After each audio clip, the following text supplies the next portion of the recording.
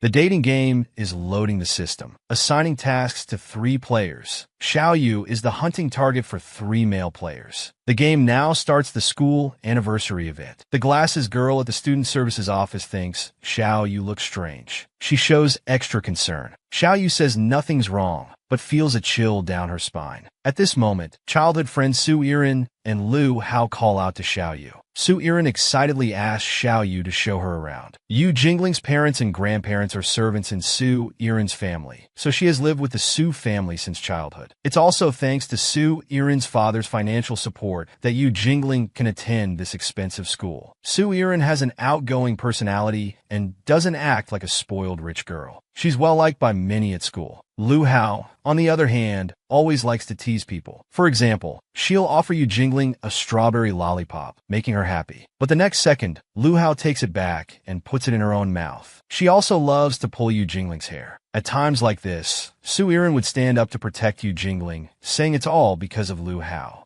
that Yu Jingling can't grow taller. The 3 of them walk away, chatting and laughing. Behind them, someone is frantically taking photos. Yu Jingling senses it and turns to look, but sees no one. Su Irin notices her unease and asks what's wrong. Yu Jingling has felt like she's being watched all day. The man taking photos repeatedly admires Yu Jingling's profile. What a delicious little rabbit. The 3 arrive at a crowded place. It seems an argument has broken out. Yu Jingling manages to squeeze through, loudly announcing she's from the organizing committee, asking what happened. It turns out Fang Shushu asked these people to clean up the trash, and then started berating Yu Jingling. Halfway through his tirade, a girl named Xiao Gui steps forward, turning the accusation back on Fang Shushu for causing trouble at her stall. The 2 then engage in a war of words. Fang Shushu insists that Xiao Gui is occupying public resources. Xiao Gui doesn't back down. She refuses to move, claiming Fang Shushu wants to use the spot himself. Yu Jingling, sweating awkwardly, comes up with a compromise. They can each use the spot for 1 day. Fang Shushu agrees, but insists on using it today. Xiao Gui curses him for being so calculating. The event only lasts 3 days, it's too unfair. The argument escalates, and they start to get physical. Yu Jingling tells them to talk it out and not to use violence. As she steps in to separate them, Fang Shushu's elbow accidentally hits her. Everyone present is stunned. Only Yu Jingling has achieved a world of hurt. Everyone rushes to check on her. An idea flashes through Yu Jingling's mind. She acts weak and cries nonstop. Fang Shushu realizes his mistake and panics. Nearby, Su Irin is so worried she almost swears. Lu Hao rushes through the crowd and picks Yu Jingling up. She wants to take Yu Jingling to the infirmary immediately. Yu Jingling seizes the opportunity, urging the 2 not to fight. She suggests dividing the remaining 3 days into morning and afternoon shifts. This should be fair. Fang Shushu, feeling guilty, tells Yu Jingling to go to the infirmary quickly. Yu Jingling cries even more, asking Fang Shushu if he agrees to this proposal. Fang Shushu, unable to resist the beauty and distress, painfully agrees. With the matter resolved, Yu Jingling immediately regains her energy. Only Fang Shushu is left fuming. Lu Hao is dumbfounded, realizing there was no injury. Xiao Gui chimes in, relieved that no one's hurt. She was really scared. As compensation, she offers her stall for them to experience. The stall has a fortune-telling wheel. Different colored beads represent different encounters. Yu Jingling surprisingly spins out a pink bead, but the bead seems disobedient, bouncing far away. Yu Jingling chases after the bead. Finally, it stops at the toe of a pair of red shoes. A man's slender fingers pick up the bead. Yu Jingling is stunned by the man's handsome appearance. The man seems to know her, calling out Yu Jingling's name.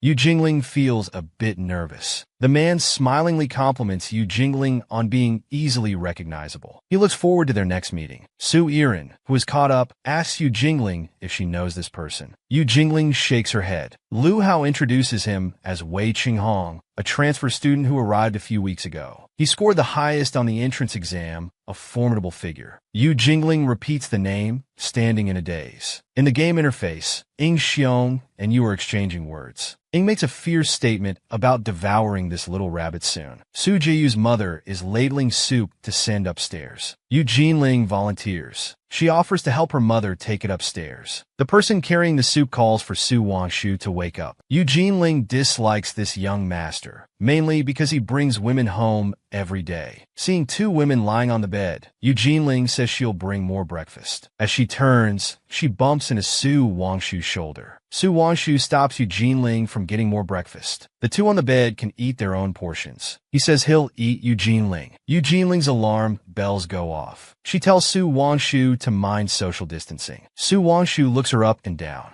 Growing up together made him overlook the fact that Yu Jinling has become a woman. He wonders if she's truly mature, touching Yu Jinling's thigh as he speaks. Yu Jinling retreats in panic, making an excuse about getting hangover soup and flees. The women on the bed tease Su Wangshu about letting his prey escape. Yu Jinling, having barely escaped, is very anxious. She doesn't understand what's wrong with Su Wangshu today. Usually, he wouldn't even spare her a glance. After eating, Su Yiren calls out to Yu Jinling, asking what's wrong, noting her poor complexion. Yu Jinling wants to tell the truth, but thinks that if she does, Su Yiren would definitely stand up for her. This would put Su's parents in a difficult position. Su Yiren still wants to know what's wrong with her brother. Yu Jinling makes up an excuse to brush it off. Su Yiren nods and is about to take Yu Jinling to school with her. At this moment, the butler steps out to say the car can't leave because Su Wangshu's car is blocking the garage door. Su Yiren is so angry, she wants to roll up her sleeves and hit someone. Yu Jinling persuades her not to be angry and suggests taking a taxi to school. Suddenly, a car stops in front of them. Wei Chenghong asks if they need help. Su Yiren chats warmly with Wei Chenghong. It turns out he's the new neighbor who moved next door. Fortunately, they met the new neighbor, as it would be difficult to get a taxi at this time. The two get into Wei Chenghong's car. Inside, Yu Jinling's phone rings. It's Su Yiren asking for gossip. On Wei Chenghong's phone hangs Yu Jinling's love fortune bead. Yu Jinling is stunned and looks up at Wei Chenghong's phone. It is indeed that love fortune bead. Su Yiren hints to Yu Jinling that love is coming her way. As they chat, the car is already stopped. The two thank Wei Chenghong and are about to get out of the car. Wei Chenghong hands over his phone, asking for Yu Jingling's number. Su Yiren grabs the phone and enters the number. After getting the number, Wei Chenghong calls back. He tells Yu Jingling to remember his number, offering to drive them home after school if needed. After getting out of the car, Su Yiren is particularly excited. She says Yu Jingling's love luck is coming. Yu Jingling suddenly becomes shy. Su Yiren continues to analyze, saying if he didn't have intentions, why would he ask for her number? Yu Jingling tells Su Yiren to calm down.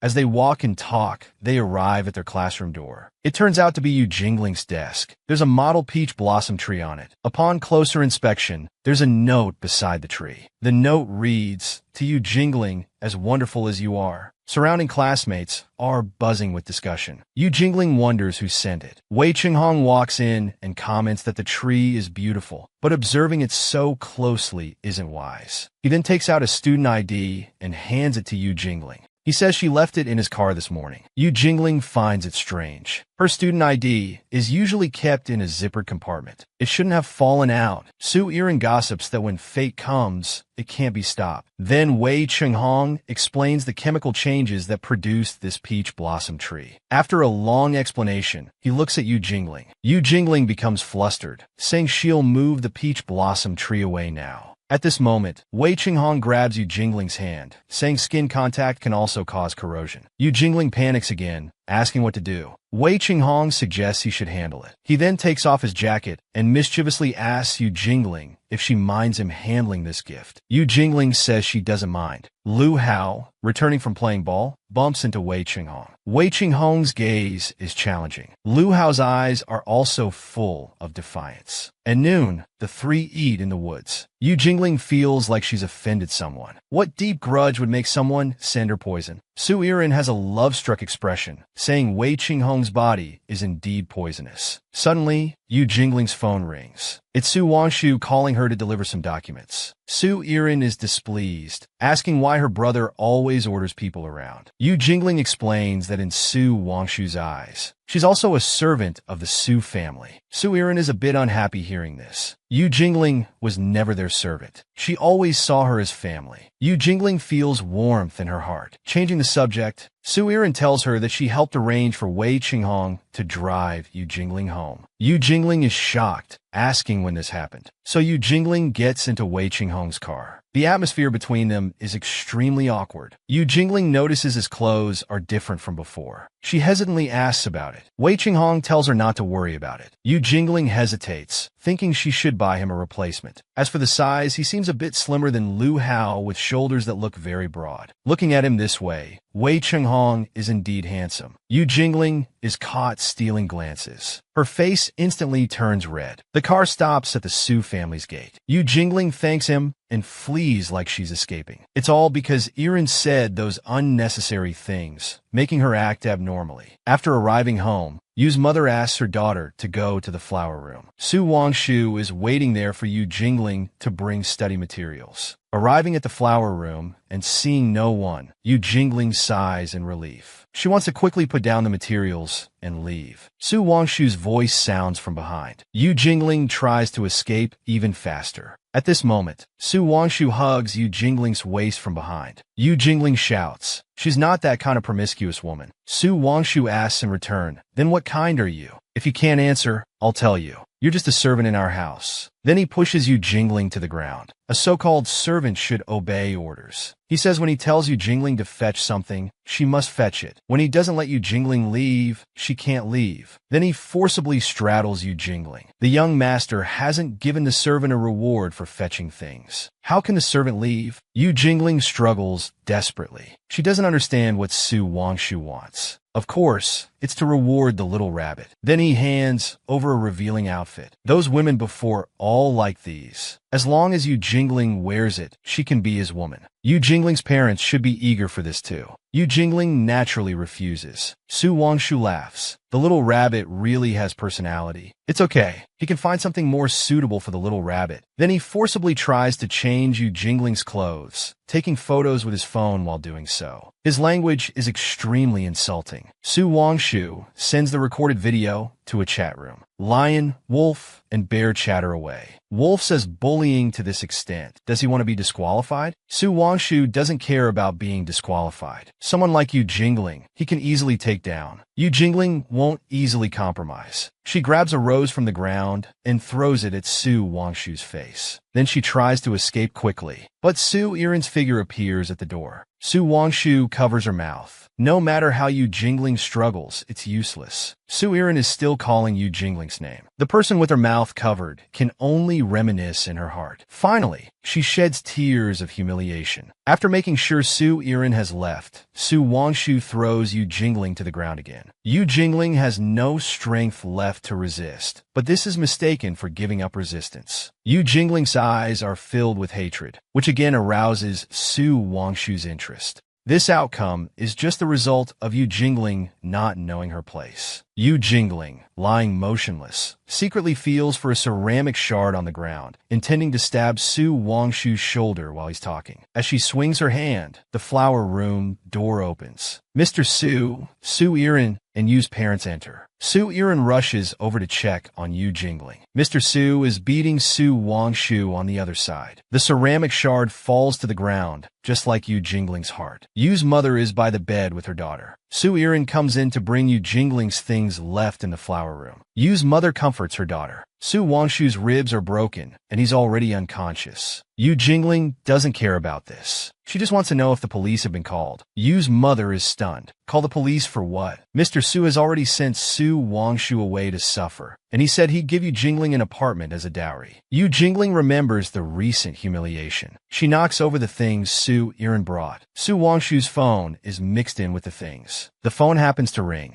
It's a message from the chat room. It's from Bear. Bear asks why there's been no movement for so long. Has the little rabbit been eaten? Yu Jingling is stunned. The phone displays game rewards. Yu Jingling is the hunting target. She takes the phone, looking at the game rules. How does this chat room have her photo? Who are these chatting people? They're discussing how to get Yu Jingling as if playing a game. The phone falls to the ground. Even Yu Jingling understands now. It must be because of this stupid game that Su Wangshu did such a thing. The severely injured Su Wangshu curses frighteningly. Why use such force for scraping therapy? Who could have imagined that for a servant, Su Fu would beat Su Wangshu like this? Yu Jingling enters at the right moment. Su Wangshu still has that carefree attitude. This little rabbit actually dares to come and settle accounts. Yu Jingling is angry. Su Wangshu continues to run his mouth. Uncle Su said he's going to kick him out of the house. Su Wangshu laughs mockingly. Does being sent abroad to study count as being kicked out? Yu Jingling feels desperate for the first time, but she still stubbornly retorts. As long as she reports to the police, Su Wangshu can't leave easily. Su Wangshu is even less afraid now. If you have the guts, ask your servant parents to call the police. Yu Jingling feels this is a great humiliation. In the servant's room, Yu's mother feels she can't face people after what happened. Yu's father comforts her that it's already happened. In a while, Su Wangshu will go abroad. Moreover, Mr. Su promised to give Yu Jingling an apartment. When they're old, they'll have their own home to go to.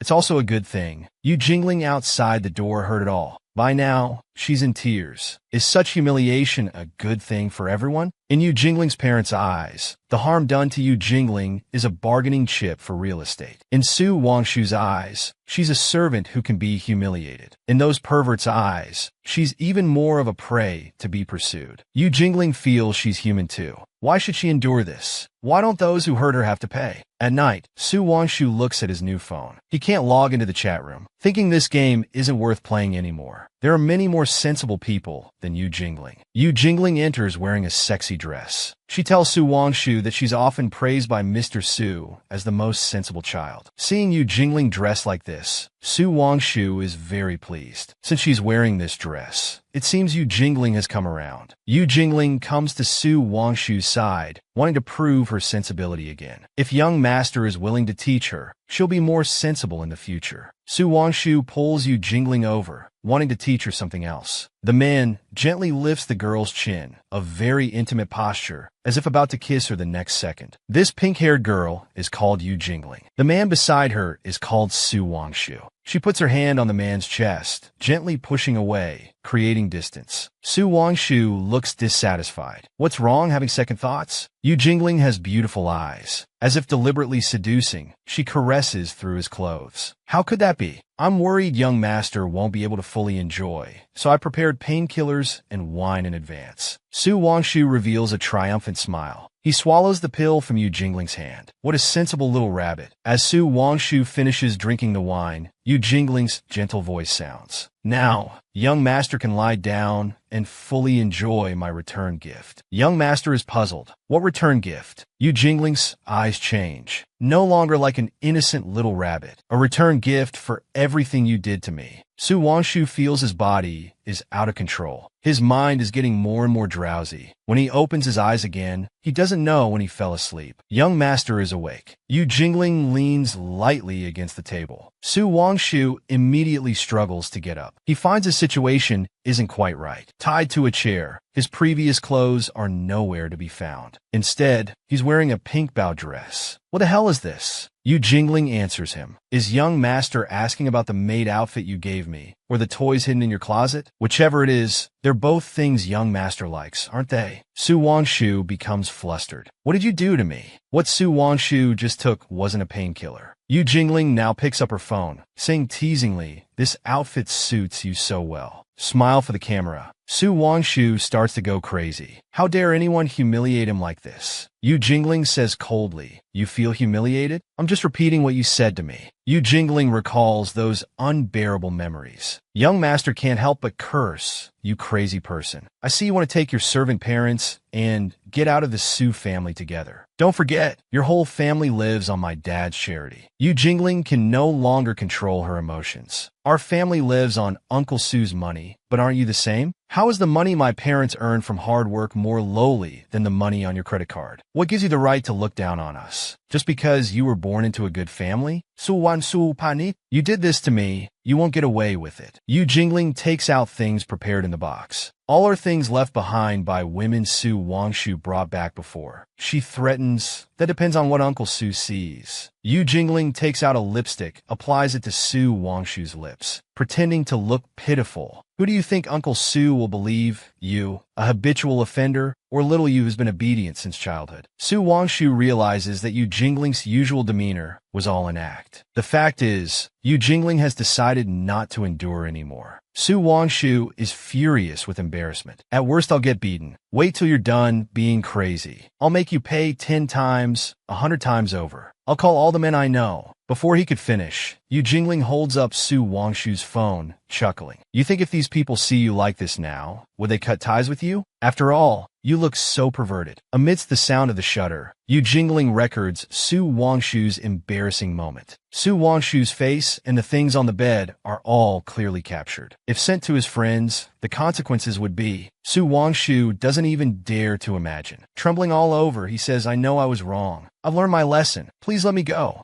Yu Jingling strikes a queen-like pose. Are you begging me? Su Wangshu slowly lowers his head. I beg you to let me go. Yu Jingling returns home. The moment she closes the door, her body falls back as if detached. Tears can no longer be held back. She silently vows in her heart, none of you will get away. Irin, passing by to get water, sees this scene. Yu Jingling sits in the car going to school, opens her phone to analyze the current situation. There are 6 accounts in the chat room in total. That means, besides Su Wangshu, whose identity card is Eagle, there are 5 more people who will constantly approach her. Snake hasn't spoken since joining the chat room. Tiger only posts task information. The remaining chat records of Wolf, Lion, and Bear don't reveal any clues about their identities. In other words, anyone who approaches Yu Jingling recently could be a player. Yu Jingling looks at her face reflected in the car window. Come on then, I won't let any of you off. Xiaoyi beside her sees Yu Jingling's poor state. He thoughtfully reminds her, if you're not feeling well, I can help you ask for leave from the teacher. Xiaoyi holds Yu Jingling's hand. My brother did such a thing to you, yet I couldn't be by your side to protect you. Yu Jingling looks at those eyes, filled with emotion for her. She feels honored to have such a good friend always taking care of her. She doesn't know how to repay him. The image of Yu Jingling crying flashes through Xiaoyi's mind. He feels it's not enough. He needs to do something more for Yu Jingling. As they get out of the car, Yu Jingling hears someone calling her. It's a blonde boy. Xiaoyi's alarm bells go off. He protectively shields Yu Jingling behind him. Yu Jingling explains. It's probably about the school anniversary arrangements. She tells Xiaoyi to go back to the classroom and wait. Now it's just the 2 of them. Yu Jingling smiles sweetly. Is there anything you need help with? The boy looks Yu Jingling up and down. Seeing she's fine, he starts to show off like a peacock, exuding charm. Woman, aren't you curious about who I am now? Yu Jingling is internally speechless. If there's nothing urgent, I'll be going. The boy immediately blocks Yu Jingling. Did you like the flowers I sent you? As charming as I am. So he was the one who sent the flowers earlier. Yu Jingling had already thrown them away. The next second, she hears the boy's heart breaking. Pointing at Yu Jingling, he says she's playing hard to get. Woman, you've successfully caught my attention. He's so good at imagining things. It makes Yu Jingling physically uncomfortable. Is this guy following some cheesy CEO drama script? Approaching me so deliberately? Could he also be one of the game players? So Yu Jingling decides to play along. She slightly curls her lips, revealing a doe-eyed, innocent look. Accepting gifts from strangers, isn't that too casual? If only I had known it was from you. I was sad for quite a while when I threw it away. After all, it was such a special gift. 2 sentences not only win the boy over, but also make him reflect on himself. It was my oversight. Yu Jingling continues. I should thank you for being so thoughtful. If other girls knew that gift was from you, I'd be envied. After all, it's a gift from such a handsome big brother like you. And with such good taste too. The boy's face immediately turns red. He can only hear his own heartbeat. Hearing Yu Jingling's praise, he becomes more and more inflated. Yu Jingling feels he's an easy target. She decides to play along with him like this. Maybe she can use him to find out about other game players. Yu Jingling hands her phone to the man. Can you tell me your name and number? I want to find a chance to properly return the favor. The boy takes the phone and enters his number without any guard. In his heart, he smugly thinks, she seems to have taken a liking to me already. Women really do like domineering CEOs. He's quite cute. In yesterday's video, she was crying so sadly. Now she seems fine. Could she be putting on a brave face? The boy doesn't dare to make eye contact with Yu Jingling anymore. He hurriedly leaves. Watching the boy's retreating figure, she looks down at the name he left on her phone, Fang Xiu. Yu Jingling passes by an office and sees Wei Chenhong drinking coffee inside. Sunlight surrounds her, giving her a very elegant aura. Wei Chenhong also sees her. She wants to brew a cup of coffee for her. Guessing that Yu Jingling wouldn't like it without sugar and milk, she gives up. Yu Jingling enters the room. She tells her that she doesn't need to brew it herself. The school cafeteria also sells freshly ground coffee. If you need it, I can take you there. Wei Chenhong declines her offer. She explains that after completing her morning work, making coffee by hand is her habit. Yu Jingling is confused. What work? Wei Chenhong humbly says just signing some contracts for family businesses, showing off subtly. It sounds very impressive. Wei Chenhong takes a sip of coffee. I've been curious since we last met. Are you always like this? That sweet and obedient type? Yu Jingling's insincere smile falters. She's been seen through. Yu Jingling gets a bit nervous. She turns her head away without making eye contact. What are you talking about? I don't quite understand. My class is about to start. I'll go first. Wei Chenhong suddenly approaches her. I didn't mean anything else. If I said something that displeased you, please forgive my rashness. While saying please forgive me, he actually looks like he's putting pressure on her. Wei Chenhong continues, saying he just regrets it. If he could see a genuine smile bloom on her face, it would surely be a blissful thing. Yu Jingling doesn't get lost in his gentle voice. Instead, she becomes suspicious. Such flowery words. Could he also be one of the game players? Yu Jingling regains her usual aura. You're really a gentle person, caring so much for someone you barely know. It's rare to find someone like you these days, so overly interested in strangers. Yu Jingling also shows her sharp side. Wei Chenhong is very frank. He is indeed very interested. After all, they'll be seeing each other often in the future. Night at the Su residence. Yu Jingling and Xiao Yi are eavesdropping outside the door. They overhear Uncle Su discussing with Wei Chenhong about moving into the Su residence. Wei Chenhong's father often associated with Uncle Su before moving abroad. Because he temporarily took over the family business in the country, he moved back to the old house nearby. The passing butler explains to them. Their house had been vacant for many years. After young Master Chenhong moved in, he found many inconveniences. It needs renovation. When the master heard about it, he took the initiative to call his father. He offered to let him stay in the Su family's guest house until the renovation is complete. The aunt remembers. It seems there was an Uncle Wei who lived nearby before. His business was very successful. Later, he moved abroad. Many years ago, when the family held gatherings, old Master Wei would bring young Master Chenhong a few times. So they had met Wei Chenhong when they were young. Yu Jingling says she doesn't remember. Actually, she remembers that whenever the Su family had gatherings, she was forbidden to go to the front hall. Only once did she really want to attend the party. Someone secretly exchanged their little formal dress with her, helping Yu Jingling sneak in. Who knew that day Uncle Su suddenly wanted to find Irin to play the piano? She, who had never learned piano, embarrassed herself under everyone's gaze. Afterwards, her father severely scolded her. Large teardrops fell to the ground like they cost nothing. To this day, the memory is still fresh. Uncle Su is enthusiastically welcoming Wei Chenhong to stay, telling him he can ask Irin if he has any questions. Looking at this situation, it seems he intends to match Irin with Wei Chenhong. Yu Jingling, seeing the young girl's blushing cheeks, can't help but worry. Wei Chenhong looks quite sophisticated. Irin has always been simple-minded. It's really concerning. Moreover, if this person is really one of the scumbags in the game, he shouldn't be allowed near Irin. Everything in the room has been tidied up. Yu Jingling introduces the room layout. If you have any needs, just say so. Irin volunteers. We're very close by. You can find me if you have any questions. Yu Jingling suddenly interrupts. Better find me instead. Miss Irin often practices piano. She needs quiet. Let's not disturb her. Irin looks back and forth, misunderstanding. She thinks Yu Jingling is interested in Wei Chenhong. Her face says, "Little sister, I understand everything." Yu Jingling, looking into Wei Chenhong's eyes, feels like she's fallen into a trap. Fang Xiu sits on the bed, flipping through a So manga. Since the CEO manga tactics worked, he'll continue the offensive next. He picks up his phone. Imitating the domineering CEO, he edits a text. "Little kitten, want a fluffy cat teaser? I'll pick you up at 8 p.m. tomorrow." The message sends successfully. Yu Jingling replies, see you tomorrow night. Fang Shushu lies on the bed, looking excited. The phone receives a new message. Bear tags eagle. This guy hasn't followed up. Did he succeed or not? Fang Shushu replies, by the looks of it, he definitely didn't succeed, right? Asks if the game is still continuing. Fox says the game continues. Fang Shushu guesses that pervert didn't succeed. Thank goodness. If it really went that far, it would be too much. Fang Shushu posts a message saying it's good to continue.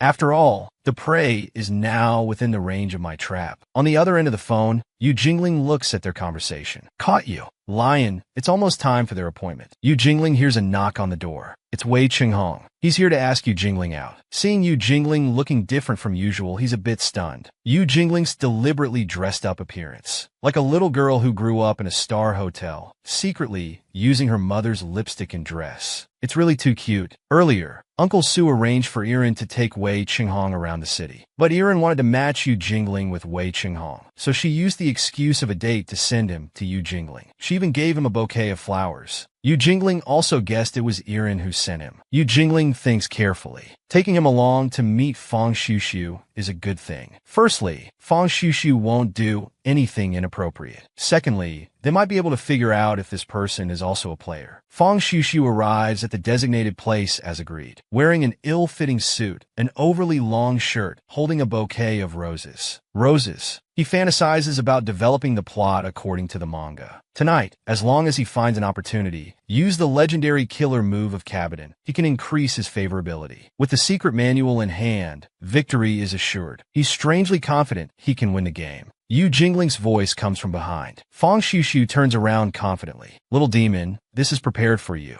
But turning around, he sees Wei Qinghong standing there. The scene becomes awkward. Wei Qinghong even says thank you maliciously. Fang Shushu immediately becomes like a startled puppy. Yu Jingling explains, this is Wei Qinghong, a year above us. Because he just returned to the country, he wants to go around with us. Fang Shushu hesitates internally. Yu Jingling uses her killer move. She says pitifully, it's all my fault. I didn't expect this to happen suddenly. I even dressed up specially. Fang Shushu hears that Yu Jingling dressed up so beautifully for him and immediately accepts graciously. Yu Jingling looks at Fang Shushu's baby face, yet insisting on taking the CEO route. Could it be that in Wei Qinghong's eyes I look like this? Meanwhile, Fang Shushu stares at Wei Qinghong. What's the deal with this third wheel? Could he also be a participant in the game? Well, let him see with his own eyes how the little rabbit falls into my trap. In the evening, Xiaoyu arrives at the hotel lobby. Looking at this magnificent building, she thinks this place must be super expensive. Fang Shushu opens the car door for Xiaoyu, saying gentlemanly yet flatteringly that she's the first woman to have this honor. Xiaoyu has already seen through it. She thinks to herself, this person is so slimy, still playing the CEO act. But there's no choice. She still has to act for him. Xiaoyu praises him with starry eyes. This restaurant looks so high class. You must come here to eat often, right? Fang Shushu smiles smugly and says he's just a VIP here. The hotel waiter turns his head, sees them, and says respectfully, we didn't know you were coming. We'll prepare the best seats for you right away. At this moment, Fang Shushu is still smug. Unexpectedly, the waiter brushes past him. It turns out the previous words were meant for young Master Qinghong behind him. They both turn to look at this uninvited guest. Qinghong even greets them. Hello. The hotel waiter invites the three people to be seated. Qinghong walks in front of Xiaoyu. Very gentlemanly, he pulls out the chair for her, says please. Xiaoyu says thank you with a blushing face. But this scene makes Fang Shushu quite angry. He sulks on the side. He'll never come to this restaurant again. Qinghong looks at the menu and orders. The waiter introduces the specialties and drinks. Fang Shushu pokes his cheeks with both hands. No need for drinks. Can't drink anyway. The waiter looks at his reaction and replies, we have non-alcoholic cocktails prepared for minors here. Fang Shushu gets directly irritated, slams the table asking, who's a minor? He's not drinking because he's driving. Qinghong doesn't want to bother with him at all, still elegantly ordering dishes. Because this dish contains caviar, he thoughtfully ordered a bottle of slightly acidic champagne that can balance the rich and mellow taste of caviar. The waiter takes the menu,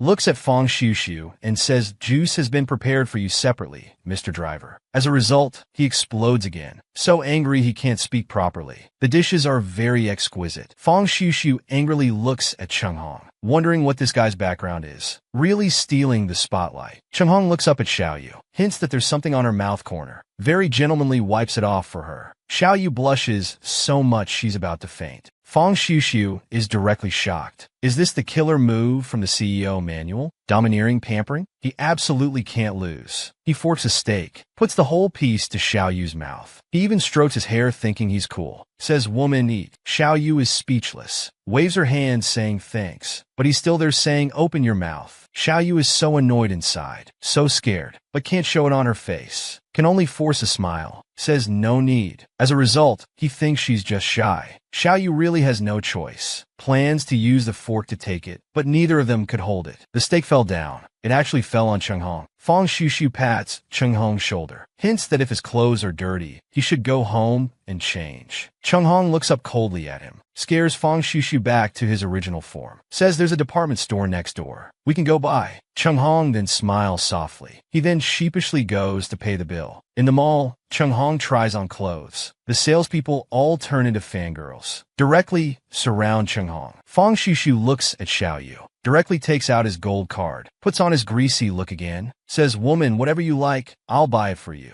Xiaoyu is speechless. Is this person ever going to stop? Xiaoyu suddenly remembers something, wonders if there's anything here that can cover bruises. Fang Xiuxiu suddenly recalls something, asks concernedly if it hurts a lot. Are you injured? Xiaoyu explains it's because she's unlucky. Just fell. Fang Xiuxiu looks at her with a worried face. Says no, it's because you became our rabbit. So then immediately turns to buy for her. While walking, says he'll buy the best for her. Xiaoyu looks at his retreating figure. From the previous accident at the school anniversary, she can deduce he's the type to easily feel guilty. At this moment, a salesperson suddenly shouts, "It suits you so well." Xiaoyu turns to look. Chunghong has finished trying on clothes. All the salespeople's eyes are shining, all saying how handsome he is. Chunghong turns to look at Xiaoyu. Asks, "What do you think?" Xiaoyu's eyes light up, says it looks quite good. Chunghong suddenly puts his arm around her shoulder, says to the salesperson, "Please help my girlfriend choose a matching dress too." Chunghong smiles playfully. She doesn't want to be rude to the salespeople. Xiaoyu smiles, thinks to herself, "All right, I'll help you out then pretends to be very sweet. Says, "Please help me, sisters." The salespeople happily start choosing clothes for her. Xiaoyu takes the clothes and prepares to go to the fitting room. Chunghong stops her, asks if she really wants to change. Xiaoyu holds the clothes looking at him. "If we're acting, we should go all out. Might as well try on the clothes too." Just as she was about to change clothes, Chunghong lifted the curtain and came in. He said the salesgirl outside had chosen more clothes for her. This was the only fitting room left. Xiaoyu blushed. They were just pretending. They weren't really a couple. Chunghong had a mischievous smile. While talking, he started unbuttoning. He said she wanted to act it out fully.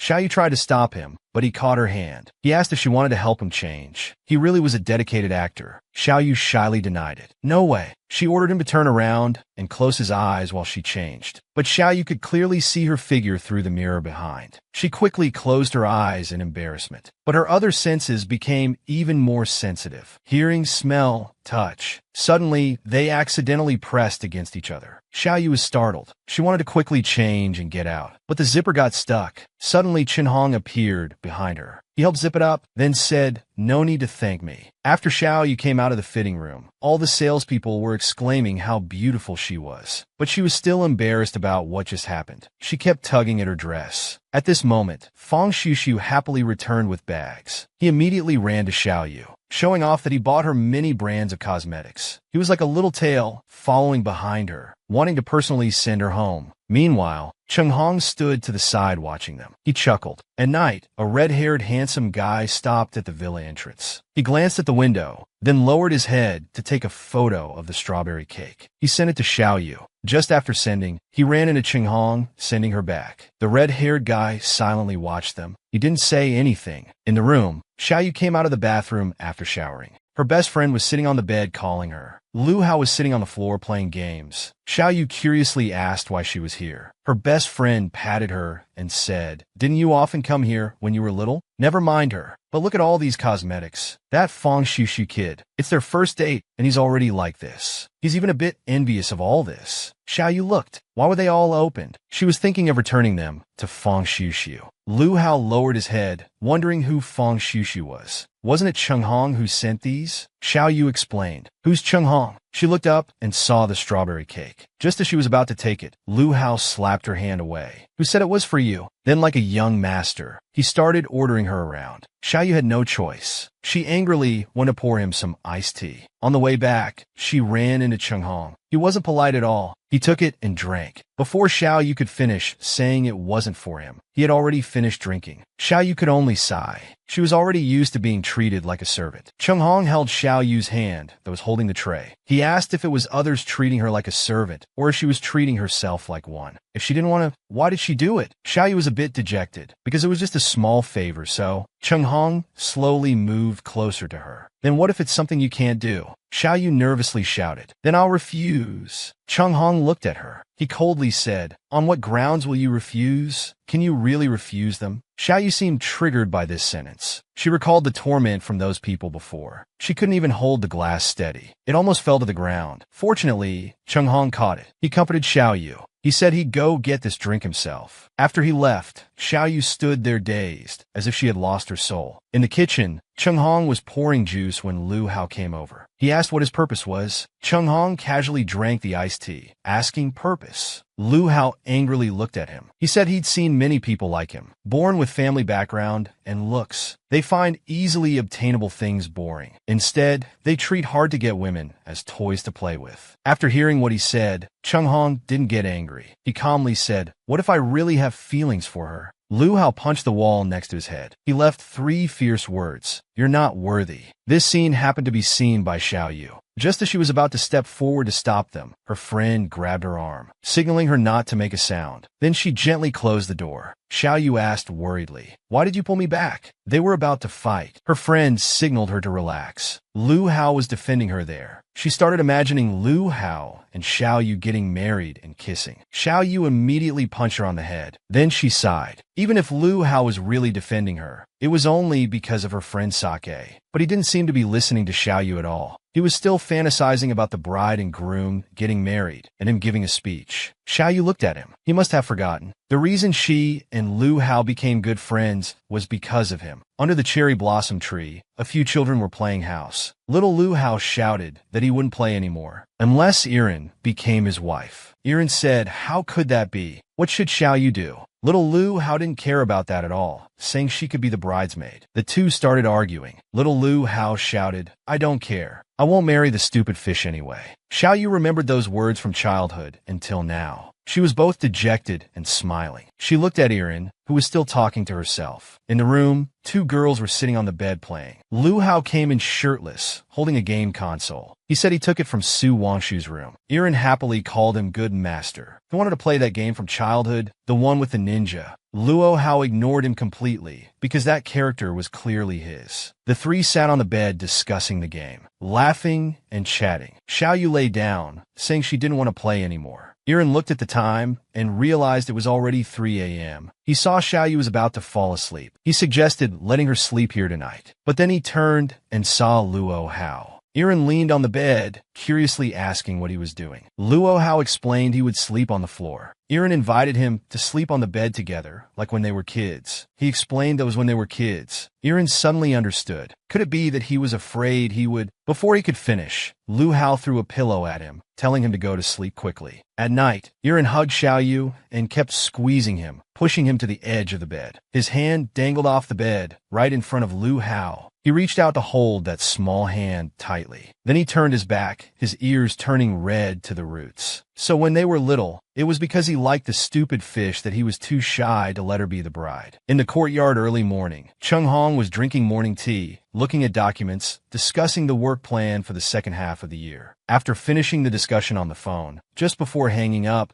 he didn't forget to wish a happy Mid-Autumn festival. Then he looked up and saw Xiao Yu and Lu Hao hanging lanterns on the tree in the courtyard. Xiao Yu was directing him to hang it on that branch. Lu Hao looked at her, saying why she was so troublesome. She pouted, saying if she could reach it herself, she wouldn't bother this guy. The two started bickering back and forth. While they were arguing, Lu Hao caught sight of Cheng Hong nearby. He immediately picked up Xiao Yu and lifted her to the tree, saying she had asked him to hang it. Cheng Hong didn't say anything, just smiled watching them, because he knew this was deliberately done for him to see. Someone leaned out of the window, calling them to quickly change clothes to go see the Lantern Street. They also invited Cheng Hong along. In the room, Lu Hao and Erin had already changed clothes and were waiting for them. Erin was still imagining how beautiful Xiao Yu would look in her clothes, because they were custom-made for her. Just as he finished speaking, Xiao Yu walked over in an ethereal pink butterfly hanfu. Erin called for them to take a photo together. In the phone, it seemed like there was a person behind the two of them. It was Cheng Hong. She had never worn hanfu before and didn't know which piece went on the outside. Xiao Yu was about to go forward to help him adjust his clothes, but was blocked by Lu Hao. The two of them started arguing again. On the lantern-lit night street, the four of them looked like immortals descending to Earth. They radiated light as they walked. But the war between the two hadn't ended. Cheng Hong wrote on lanterns with a brush pen for Xiao Yu. Lu Hao inflated balloons and got gifts for Xiao Yu. Xiao Yu could barely hold all the gifts. Then they heard many children thanking the big brother. He looked over curiously, wondering how Cheng Hong had given away all the gifts. He looked at those children, saying they were already very happy today. So they gave these things to people who liked them more. Then he remarked that the Mid-Autumn Festival was quite interesting. Xiao Yu curiously asked if he had never celebrated it before. Cheng Hong explained that because he was in the restaurant business, Mid-Autumn was very busy. There was simply no time. As a child, he had even less chance to celebrate with others. He turned to look at Xiao Yu. It seemed she had really forgotten about him. At that moment, fireworks burst. Cheng Hong touched her forehead, teasingly calling her a silly fish. Then he walked away. Xiao Yu watched his back, suddenly remembering something. He seemed like a boy from some memory. At night, Xiao Yu looked out the window, recalling that moment. What was that familiar face that flashed in her mind? Could it be that she and Wei Cheng Hong knew each other before? Suddenly, her mother came in and interrupted her, asking her to buy something from the supermarket. After Xiao Yu left the convenience store, she happened to meet Wei Cheng Hong and another person. That person often hung out with Su Wangshu. The rich second-generation Xiao Yu secretly observed them. She wondered if he was also approaching her like Su Wangshu, just to play the hunting game. The two were asking the waiter about the room location. Unexpectedly, it was in Xiao Yu's direction. Xiao Yu had a quick idea and entered a room. It turned out to be a drinking party inside. Before she could breathe a sigh of relief, the waiter led the two of them in. Luckily, Xiao Yu hid in the bathroom, narrowly escaping. In the private room, the blonde guy introduced Wei Cheng Hong. Cheng Hong also humbly introduced himself, saying the purpose of coming was just to discuss red wine business. Then he handed over the materials. But the big boss didn't even look at them, saying there was no rush. Young Master Wei had just taken over his father's restaurant business and still had a lot to learn. Then he gestured, introducing the other two bosses beside him. As long as he was willing to learn humbly, there was plenty to teach him. Wei Cheng Hong also humbly said he would learn with an open mind. The big boss laughed heartily. He said he would teach him the 4 secrets of being a boss. After eating and drinking, Cheng Hong was speechless and didn't want to talk. In the bathroom, Xiao Yu was still looking for a way out. There wasn't even a window in the bathroom. If she went out, she could only go through the door. But this way, she would be discovered by Wei Cheng Hong.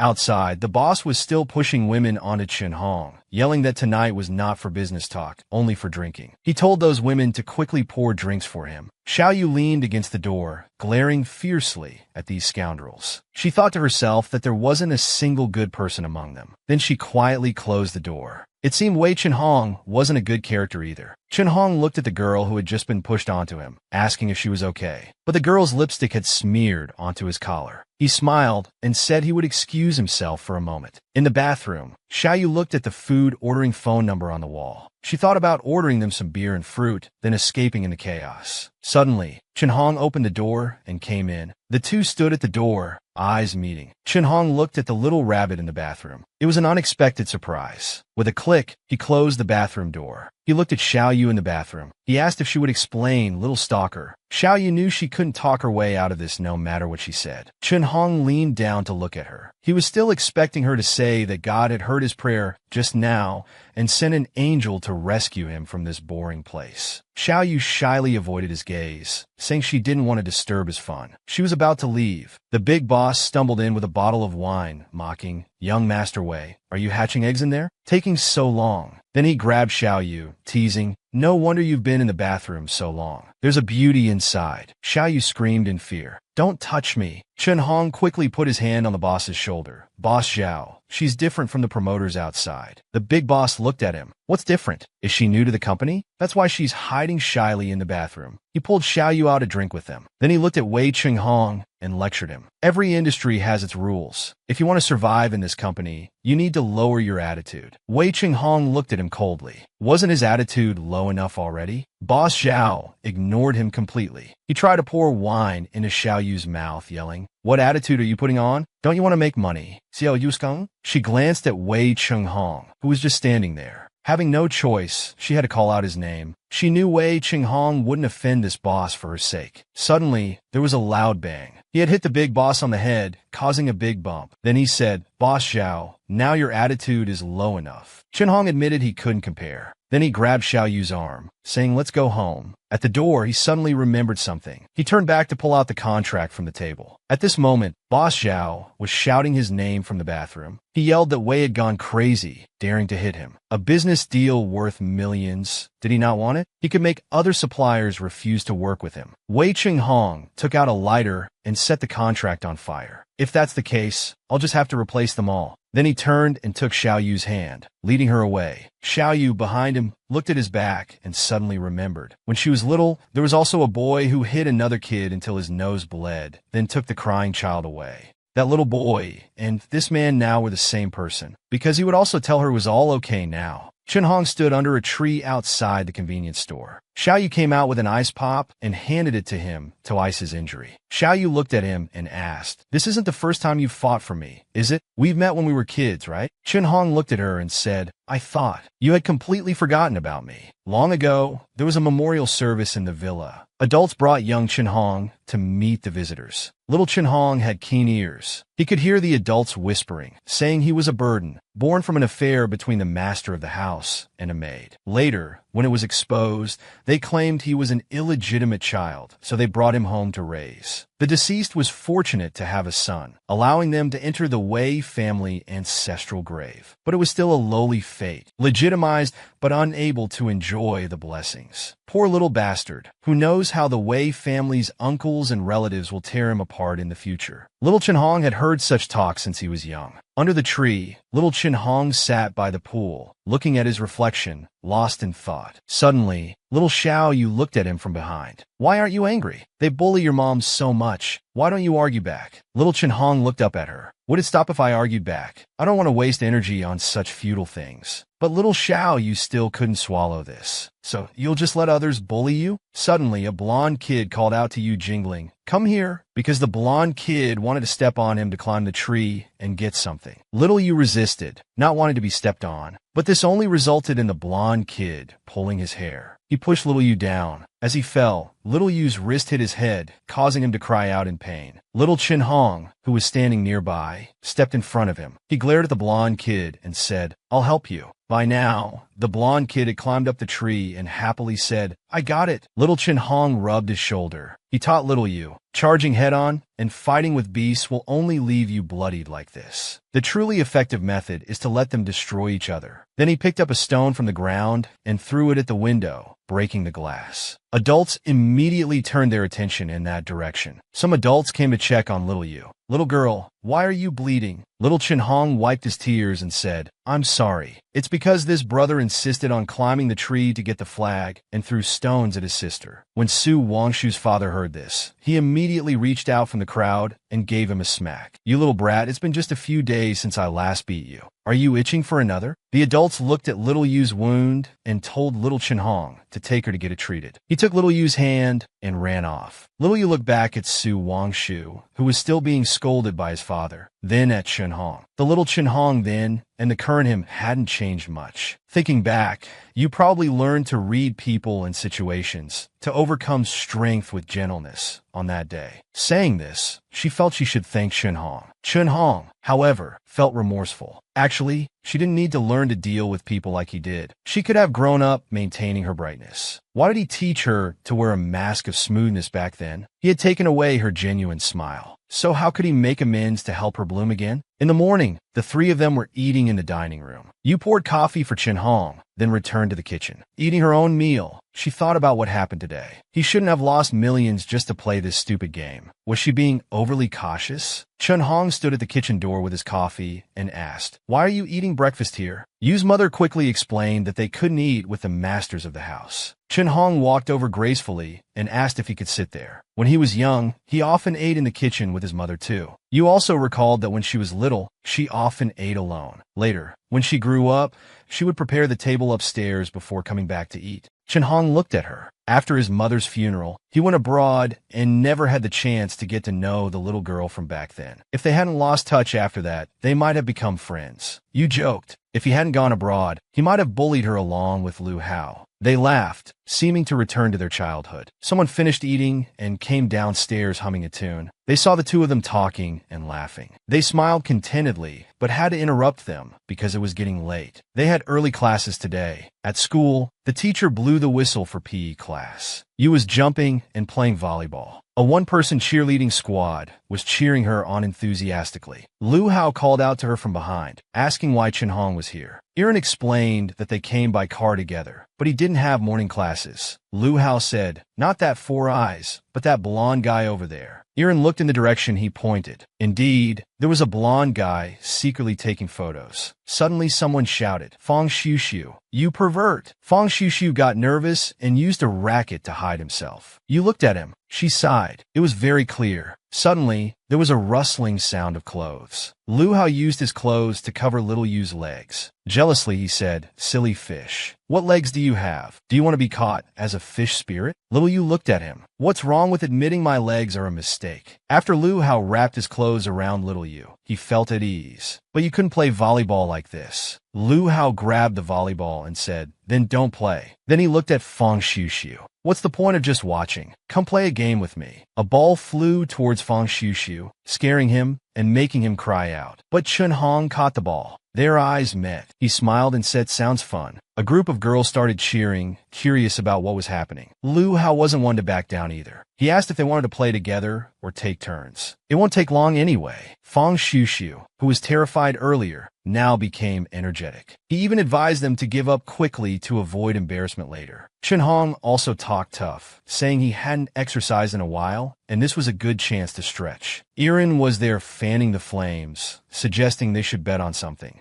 Lu Hao, holding the volleyball, said the loser should kneel down and bark like a dog. But Irin punched him, asking if he was in elementary school. Then she pulled out 2 amusement park tickets, saying they were from her relative's place. She had been given 2 test tickets. Because it was a test run, going there would be like having the whole place to themselves. She only had these 2 tickets. Little Yu quietly asked her if they weren't supposed to go together on the weekend. Irin smiled and said, "That's right." So the winner could get one of the tickets. She raised Little Yu's hand and announced, "The winner gets to go to the amusement park with Little Yu." Fong Xiu was already imagining himself going to the amusement park with Little Yu. Irin directly announced the start of the 2v2 match. Chin Hong looked at her and asked what they would do with only 3 people. Irin smiled and picked up the volleyball. With her, they had exactly 4 people. She wouldn't give Little Yu to them so easily. Little Yu's face turned red. The game started. Each person made a stylish serve. Lu Hao caught it and hit it back. It flew to Chin Hong. Chun Hong reacted quickly and hit it to Fong Xiu. Fong Xiu was ready to show them how good he was, but Chun Hong intercepted it. Lu Hao's side wasn't to be underestimated either. They fought back fiercely. Fong Xiu had no part in it at all. He was running between them trying to catch the ball but couldn't. It looked like they were using a cat toy to tease a cat. The girls watching imagined a love story between the 3 of them. Someone even sighed that it was so dramatic, like a love-hate relationship caught between 2 sides. Fong Xiu was panting heavily, exhausted. He thought all these women were the same. Since he was young, he was told his name sounded like a girl's. He was cute and good-looking, just not tall enough, suitable to be the bottom. Fong Xiu clenched his fists. Just because of his height, they looked down on him. If the tiger doesn't show its might, they really think it's a sick cat. Today he'd show them what he's made of. He jumped up into the air. He wanted to prove he was a real man.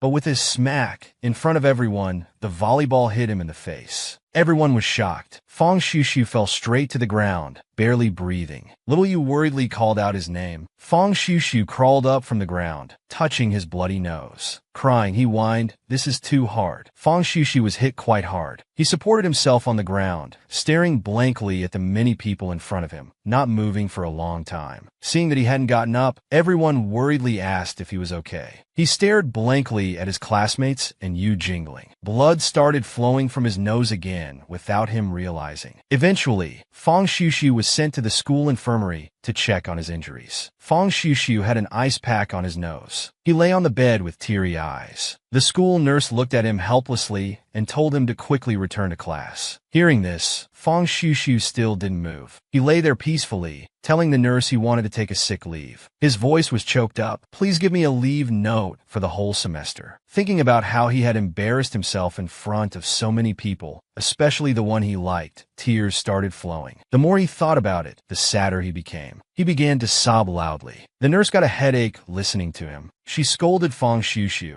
saying there was no need for leave over a little bump, and told him to quickly return to class. After saying this, she slammed the infirmary door shut. But Fang Shushu still didn't want to face reality. He wrapped himself in the blanket, feeling weak and helpless, even thinking about transferring schools. At this moment, a familiar female voice came. Someone who didn't know might think you were bullied. Hearing this voice, he reflexively sat up. As soon as Su Irin entered, she saw this grown man crying. She put her hands on her hips, looking at his pathetic state. Fang Shushu changed his dejected look and, like a barking puppy, asked her what she was doing here. Su Irin closed her eyes, somewhat helplessly, and took out the lunch she brought him as an apology. After all, it was her ball that hit him, though she didn't expect Fang Shushu would use his face to receive it. Fang Shushu raised an eyebrow, somewhat suspicious. Could she really be this kind? He feared she might be here to mock him for getting a free meal. Hearing this, Su Irin felt annoyed. Her good intentions were being misunderstood. Her face instantly darkened. Meanwhile, Yu Jingling had already returned to the classroom and was chatting with classmates. Suddenly, someone called out classmate. A chef-looking uncle was carrying a bag of something. He asked where the female classmate who ordered with her was. Yu Jingling realized he was asking about Irin, but Irin had already left. The chef pointed at the meal box and told her. Irin's set meal was missing a soup. She said it was for a classmate resting in the infirmary, but she asked to add a lot of chili. Hearing this, Yu Jingling understood. Su Irin must be going to tease Fang Shushu.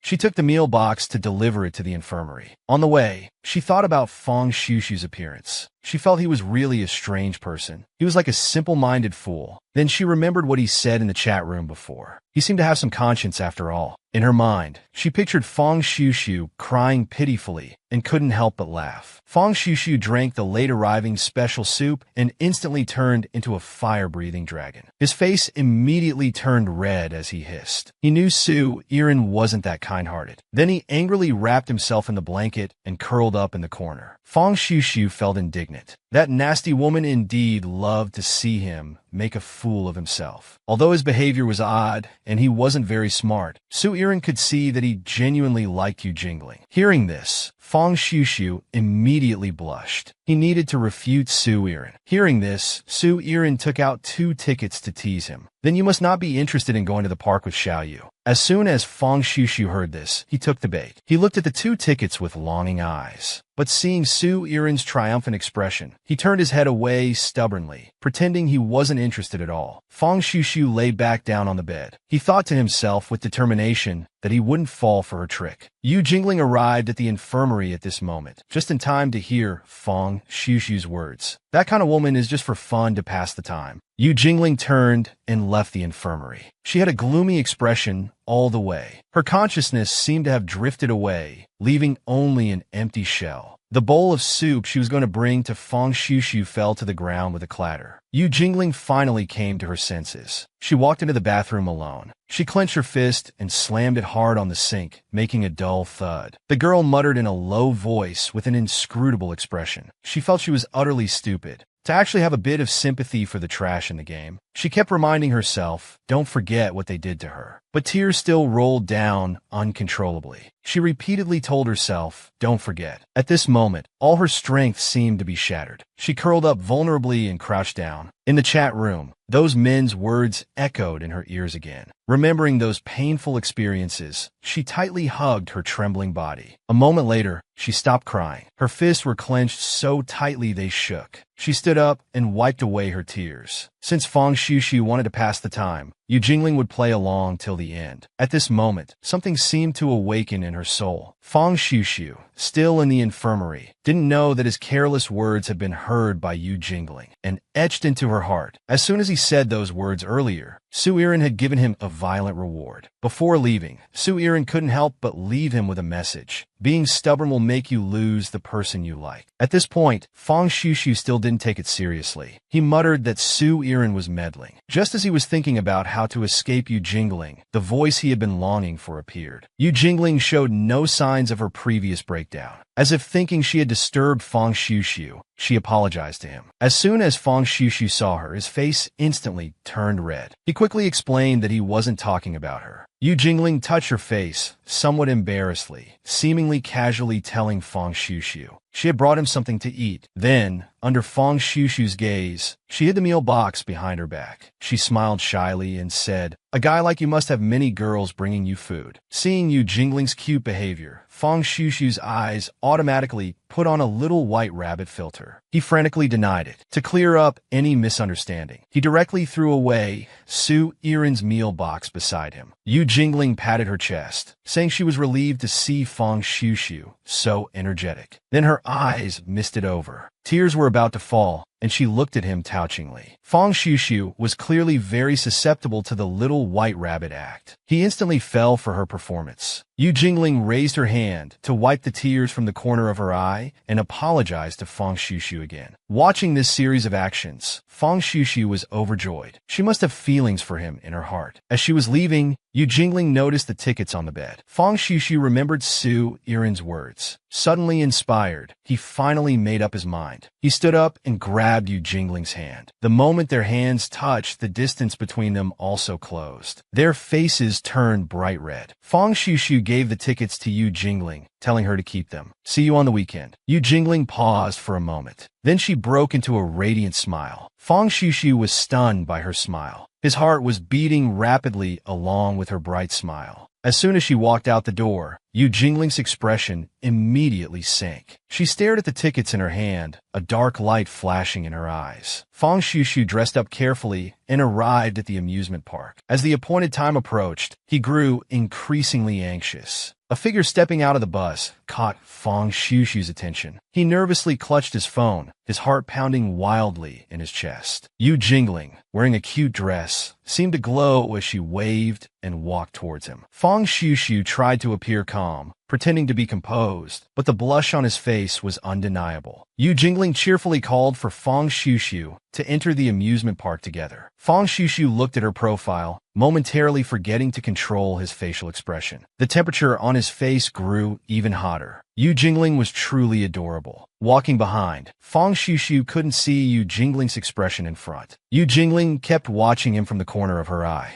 A smug smile involuntarily appeared on her lips. Fang Xiuxiu's reactions were all within her expectations. The day before, she had specifically studied the type of girls Fang Xiuxiu liked. She finally concluded that he preferred the type of soft, cute girls who seemed non-threatening. After entering, when asked what to play first, Fang Xiuxiu immediately pointed towards the haunted house. Inside the haunted house, Fang Xiuxiu quickly shielded Yu Jingling behind him. He silently wondered why no ghosts had appeared yet. Yu Jingling immediately saw through his plan. Since that was the case, she might as well play along. She deliberately tugged lightly on Fang Xiuxiu's clothes. Fang Xiuxiu's face was flushed red. Feeling the tug, he turned back to look at Yu Jingling. Yu Jingling, pretending to be scared, called out to him, "Xiuxiu," and told him not to walk so fast. This was exactly what he wanted. It was his time to show his charm. Suddenly, Yu Jingling let out a scream, fearfully throwing herself at Fang Xiuxiu. Her body and voice were trembling. She clung tightly to his back. The reliable man, Fang Xiuxiu, immediately held her securely behind him. Fang Xiuxiu clenched his fist confidently. The haunted house tricks from manga really worked. At this moment, Yu Jingling suddenly noticed something reaching out. A staff member was quietly extending their hand towards Fang Xiuxiu.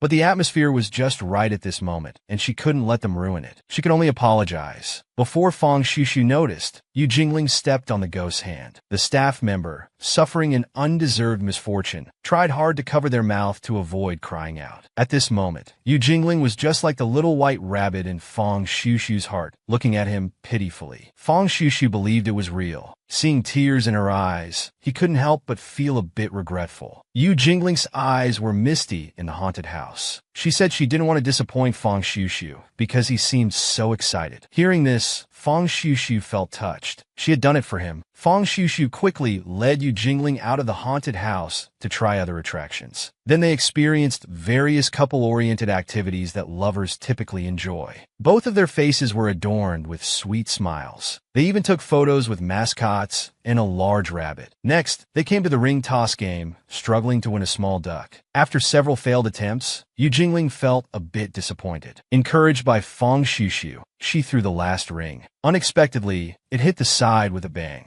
It bounced back and landed right on Fang Xiuxiu's head with a thud. Yu Jingling laughed as she removed the ring, saying, "Xiuxiu is mine now." The young man's heart was racing, almost overwhelmed with happiness. In the blink of an eye, evening arrived. At dusk, the two boarded the Ferris wheel, which slowly carried them to the highest point. Yu Jingling marveled at the beautiful scenery. Fang Xiuxiu's eyes never left her, unsure if he was admiring the view or her beauty. Yu Jingling spoke at the right moment. Legend has it that if lovers kiss at the highest point of the Ferris wheel, they'll be together forever. When Fang Xiuxiu heard the word kiss, his face turned even redder, as if about to steam. He involuntarily glanced at Yu Jingling's soft lips. The atmosphere between them became extremely intimate at that moment. He could hardly believe it. Was she hinting for him to kiss her? He also realized that everything happening now perfectly matched the manga tropes. They gazed at each other silently, both blushing, seemingly waiting for the other's next move. Fang Xiuxiu had made up his mind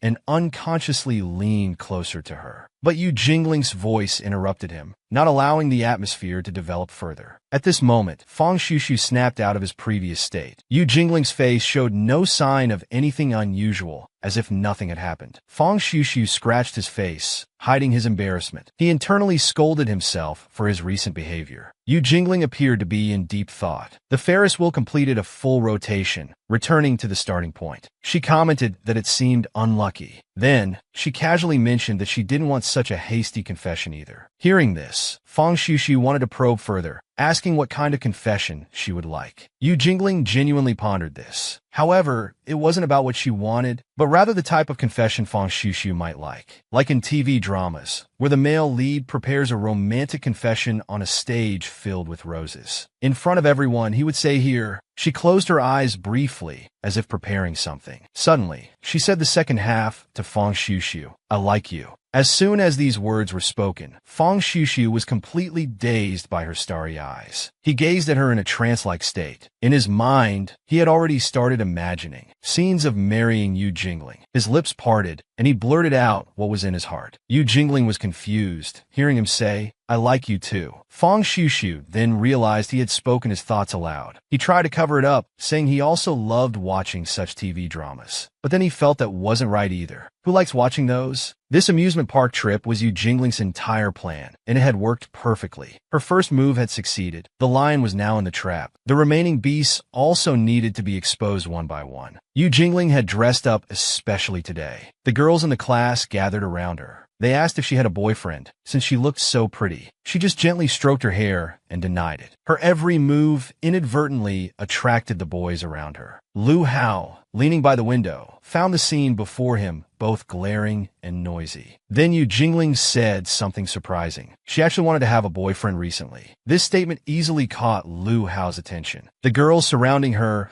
were instantly in an uproar upon hearing this. She told them they were too loud, but in her heart, she wanted them to be louder so the players could hear. She casually told everyone that her type was someone who was good to her. That would easily make her heart flutter. As soon as she said this, someone took the bait. A gentle male voice came over, asking, "How about me?" This person was the senior teaching assistant, Chiu Siyu. As soon as Chiu Siyu came over, all the girls' gazes fell on him. Yu Jingling was surprised that even the teaching assistant was involved in the game. Then her head was hit with a file folder. Chiu Siyu had given her a strike. He sighed, wondering what she was thinking. Yu Jingling rubbed her still slightly aching head and apologized to him. Yu Jingling was called to the office. A test paper was thrown in front of her. Chiu Siyu held a ring, looking at the red crosses on it, asking her to explain why she scored so low. She lowered her head and sincerely apologized to the senior, admitting she had been a bit distracted lately. Chiu Siyu sighed, asking if she had been bothered by boys recently. He told Yu Jingling that those stinky boys only knew how to say a few words to flatter girls. She shouldn't end up learning nothing but heartbreak. These words touched Yu Jingling's heart a little. But then Chiu Siyu's lips suddenly curled into a meaningful smile. He changed his tone, crouching down and starting to recommend himself, saying she should find a mature man like him.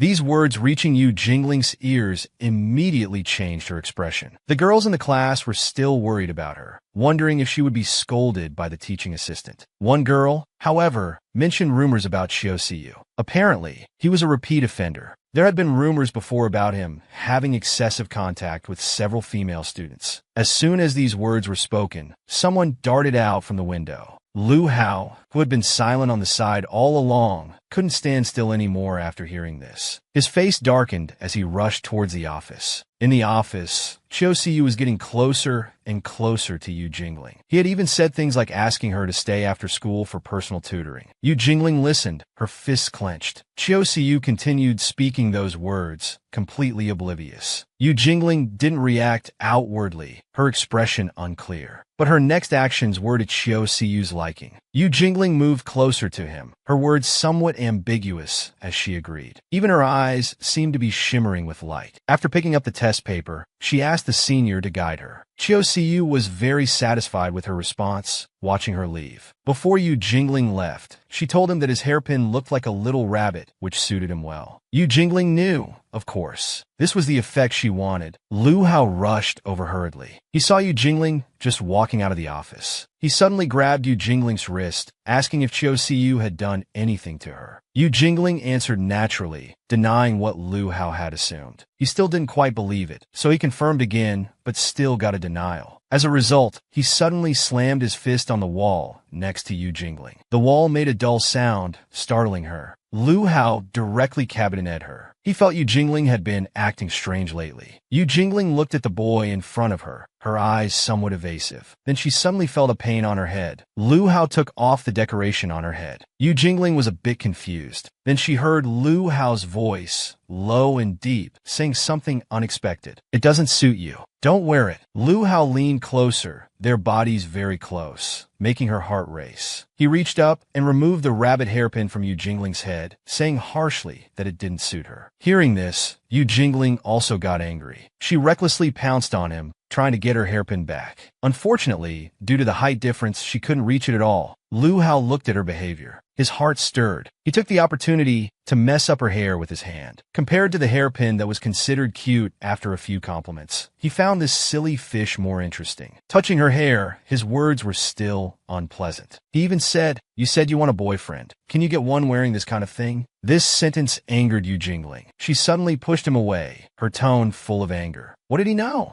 The two were now at odds, tensions high. Lu Hao thought her behavior was very childish, but Yu Jingling felt he never paid attention to her. In his eyes, she was always just Erin's follower, right? Always calling her a silly fish. Wasn't it just because she was easy to bully? Yu Jingling clenched her fists in anger. She would no longer let him bully her. The atmosphere became extremely awkward. She snatched back the hairpin and ran out angrily. The two brushed past each other. Recalling these people's ugly faces and disgusting words made her feel sick. She wasn't looking for love. She wanted to make these people pay. Thinking about the senior asking her to stay after class for tutoring, she had an idea. She couldn't let the senior be alone with her anymore. She raised her hand and sent a message to Fang Xiuxiu. Let these two fish who took the bait fight it out. The message was sent. She invited Fang Xiuxiu to try a dessert shop after school. These things were all under her control, planned meticulously. After school, facing Fang Xiuxiu, who came for the appointment, she had an apologetic look. "I'm so sorry. The senior suddenly wants me to stay after school for tutoring. We might not be able to go out together." Hearing this news, Fang Xiuxiu's mood instantly dropped. Yu Jingling then continued, "Actually, I don't want to see the senior. I always feel he's a bit strange. He even calls me little rabbit and stuff." Mentioning this, Fang Xiuxiu sensed something. Could that guy also be from the chat room? Had he bullied Yu Jingling? He was extremely nervous, fearing Yu Jingling might get hurt. But it seemed not yet. She smiled and shook her head. "The senior is so mature and handsome. He probably wouldn't be interested in me. Let's make plans for next time then." Yu Jingling turned to go to the classroom for tutoring. Fang Xiuxiu, looking at her back, suddenly called out to her, saying he wanted to go with her too. So in the classroom, Qiu Siyu saw Fang Xiuxiu coming together, angry but unable to express it. He didn't remember asking him to stay after class. And Fang Xiuxiu, not to be outdone, forcefully said he loved studying and came to ask questions. Since he said so, the senior had no reason to refuse. He had to agree to let him stay. Yu Jingling opened her backpack. Inside her notebook was an instant photo. It was a picture of her and Fang Xiuxiu at the amusement park last time. The photo was very cute. She used it as a bookmark in her book. Seeing how close they seemed, the senior was a bit concerned. She nodded as if immersed in good memories. Last time, they went to an expensive restaurant and bought many gifts. She thought Fang Xiuxiu was very nice. Hearing such praise, he became extremely inflated, like his little universe was exploding. Suddenly, Jingling realized she forgot her notebook. Smiling, she apologized to both of them, saying she needed to go back to the classroom to get it. As the girl closed the door, the atmosphere between the two boys inside became tense, with undercurrents flowing. Remembering Jingling praising Qiu Siyu as mature and steady, he felt jealous. The other also thought about their outing together, using gifts to gain favor. This approach was really low level. Thinking of this, they glanced at each other again. Both became more annoyed with the other. In fact, Yu Jingling hadn't left at all. She stood alone at the door, listening to the commotion inside. This battle of beasts had already begun. Fang Xiuxiu needed to figure out if the senior was approaching him because of the game. This was simple. Just check if he had the chat room on his phone. So he pretended he didn't bring his phone and wanted to use the senior's to call home. Seeing the fake smile on his face, the senior wouldn't give him a chance. He directly held down his hand. If that's the case, then he should go home. Both were secretly exerting force with their hands while wearing fake smiles on their faces. They exchanged words back and forth, but the force in their hands grew stronger. The senior tried hard to drive him away, while the other side tried hard to stay. In the end, both had fierce looks in their eyes. Qiu Siyu made a feint with his other hand, aiming straight for his face. Afraid of being poked,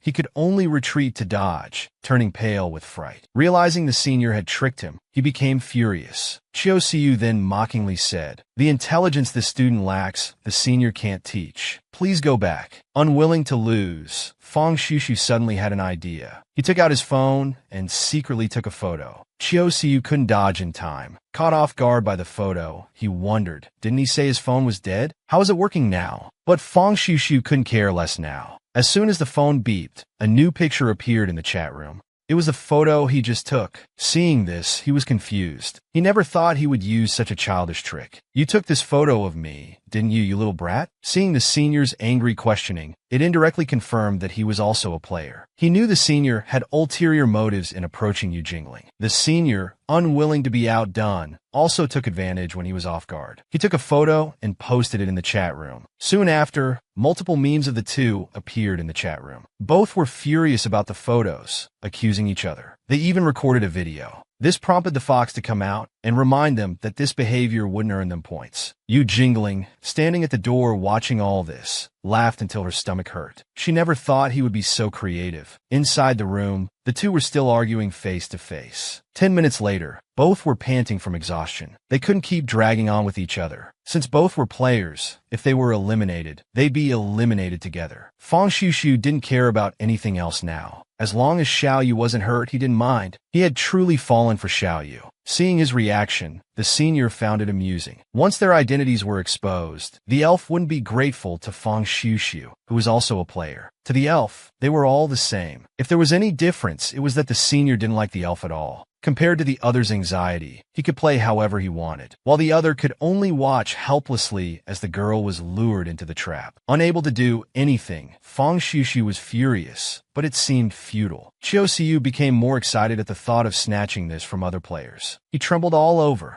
This Chiu Siu was indeed a pervert. The elf at the door thought the other was right. Fang Xiushu indeed couldn't directly expose his identity, but as long as the girl didn't know, it was fine if the senior might like her. Thinking of this, he had an idea. He just needed to turn all his attacks into defense. He then tore open his clothes, messed up his hair, looking pitiful. He opened the window and shouted outside, "Senior, you can't do this. So you chase girls to cover up your true self." Fang Xiushu took a risky move, attracting a crowd of students below. Sensing gossip, everyone became enthusiastic. Soon, they were discussing heatedly. Stunned by Fang Xiushu's shamelessness, Chiu Siu pulled him back from the window. He closed the curtains and covered his mouth. Even if he wanted to harm him, did he not care about his own reputation? Fang Xiushu looked unconcerned. He was often gossiped about anyway. This was a terrible tactic of mutual destruction. Yu Jingling couldn't bear to watch. Even if he faced some gossip, it was much better than Xiaoyu being deceived by them. Hearing this, the elf was moved. She tried to convince herself. He did this to win. Don't be fooled by appearances. Then Yu Jingling knocked on the classroom door. The room was a mess, and the two hurriedly tidied up. The senior didn't forget to threaten him. If he revealed his identity, the girl would never like him. Yu Jingling pretended to know nothing and asked what happened. The two awkwardly made excuses. Fang Xiushu couldn't sit still. He directly offered to walk her home. The senior again hinted not to reveal his identity. Out of the classroom, Fang Xiushu looked serious. He told her the senior's private meeting must have bad intentions. The girl didn't quite believe it. How could the senior be interested in a girl like her? Why not? You're so cute, Fang Xiushu reflexively argued. When he realized it, his cheeks turned red. Anyway, he said, just be careful of the senior. The elf smiled. He was slow in relationships. Maybe he'd only understand if he had a girlfriend. Hearing this, the boy felt his chance had come. But she just thought that if she had a boyfriend, weird guys wouldn't harass her. It would make her feel safe. Fang Xiushu knew it was because of previous events that left Xiaoyu traumatized. If so, he could also protect Xiaoyu. Fang Xiushu immediately spoke up, wanting to confess his feelings. But the elf wouldn't let him say it so easily. She interrupted him before he could speak. In a few days, it would be her birthday. She wondered if he'd like to visit her home. As long as she invited, Fang Xiushu wouldn't refuse. He happily agreed. Of course he was willing. The two chatted cheerfully. On the other side of the wall, Lu Hao listened to their conversation, finding it irritating. With a gloomy face, he couldn't bear it after a while and turned to leave. As he was leaving, he bumped into someone. That person apologized to him. Looking up, he was startled. It was Su Yiren and Wei Chenghong. The two walked side by side, looking quite compatible. Lu Hao said nothing and strode away. Su Yiren watched his back, somewhat puzzled. Glancing sideways, Wei Chenghong saw the two chatting happily nearby.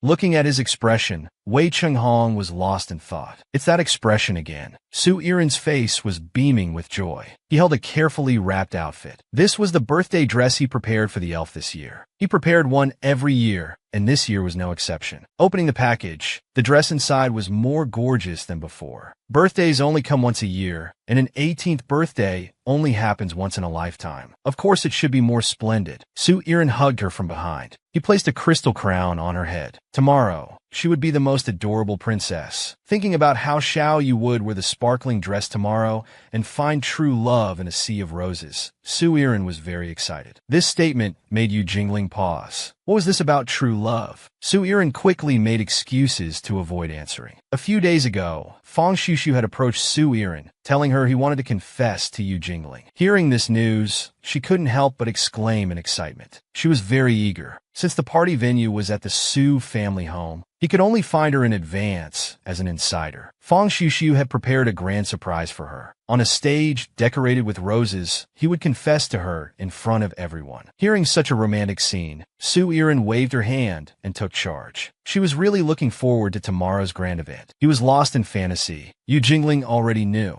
She had smelled roses in the empty room since last night. It was obvious this was the surprise the two had prepared. Fang Xiuxiu, that fool, really fell into the trap according to plan. She sighed, feeling a bit reluctant. Did she really have to make a move against Fang Xiuxiu? At the birthday party, Yu Jingling slowly walked down the stairs in her dress. Even Lu Hao, who attended the party, was stunned. She looked like a fairy. Accepting congratulations from those around, she smiled and returned their greetings. The atmosphere was very lively. Su Yiren was also extremely happy. She noticed Lu Hao standing to the side. They hadn't spoken since their argument last time. Sneakily, Lu Hao pulled out a bunch of things from behind. A big pink sack filled with various cute hair clips. She thought he was going to bully her again, but unexpectedly, he brought her gifts. Yu Jingling was also surprised. This gesture had a reconciliatory meaning. Listening to Lu Hao's awkward speech, she couldn't help but smile. Someone called out silly from behind. She turned around to see Fang Xiuxiu in a splendid prince costume.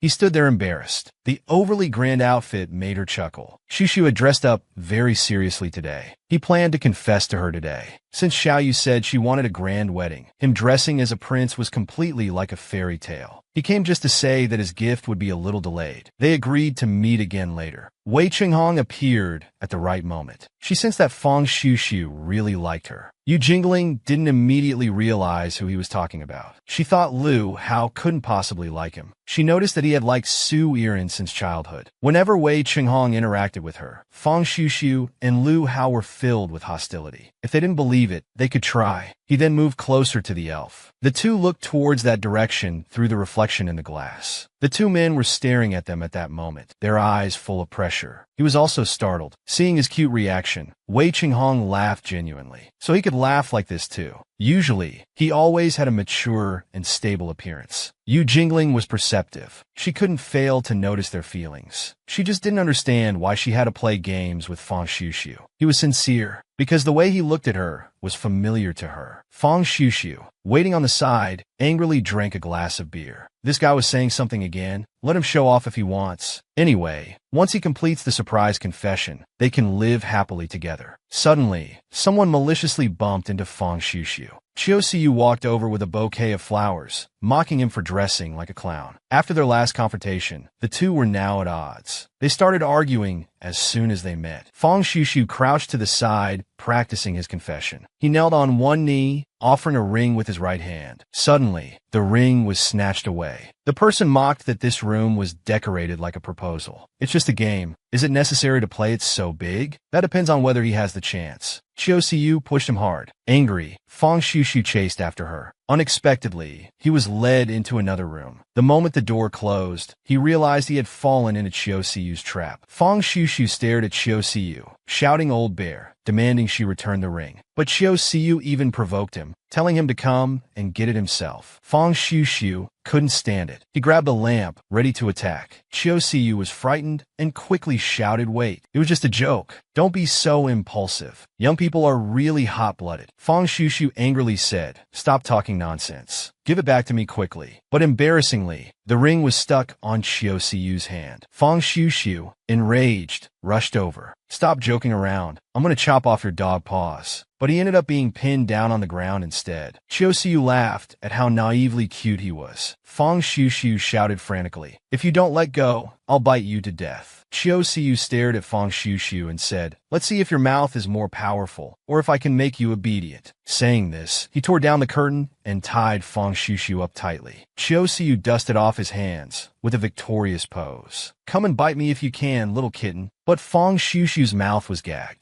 He couldn't make a sound. Qiu Siyu took off the ring, reassuring Fang Xiuxiu. After all, They were players on the same boat. He would help him deliver the birthday gift to the little rabbit. Chiosiu opened the door, turning back to say, "Those flowers and candles prepared downstairs, you put a lot of effort into them, right? Tonight, I'm going to steal your kiss in the room you carefully arranged." At the party, Irin anxiously waited for Fang Xiuxiu. The agreed time was almost up, but he still hadn't appeared. Xiaoyu was concerned about why Irin seemed distracted. Irin replied it was nothing. She told Xiaoyu not to leave, saying she would go check if the cake was ready. She'd be right back. Xiaoyu thought worriedly. It seems the time is about right. How is Fang Xiuxiu so easy to control? Just throw a piece of meat, and he jumps right into the trap. At this moment, Chiosiu approached Xiaoyu with flowers. He asked why she looked so gloomy on her birthday. He handed her the flowers and wished her a happy birthday. Xiaoyu suddenly noticed the ring on the flowers and thought it was cute. Chiosiu took the ring and put it on her finger. He said that when he saw the ring, he thought it would suit Xiaoyu.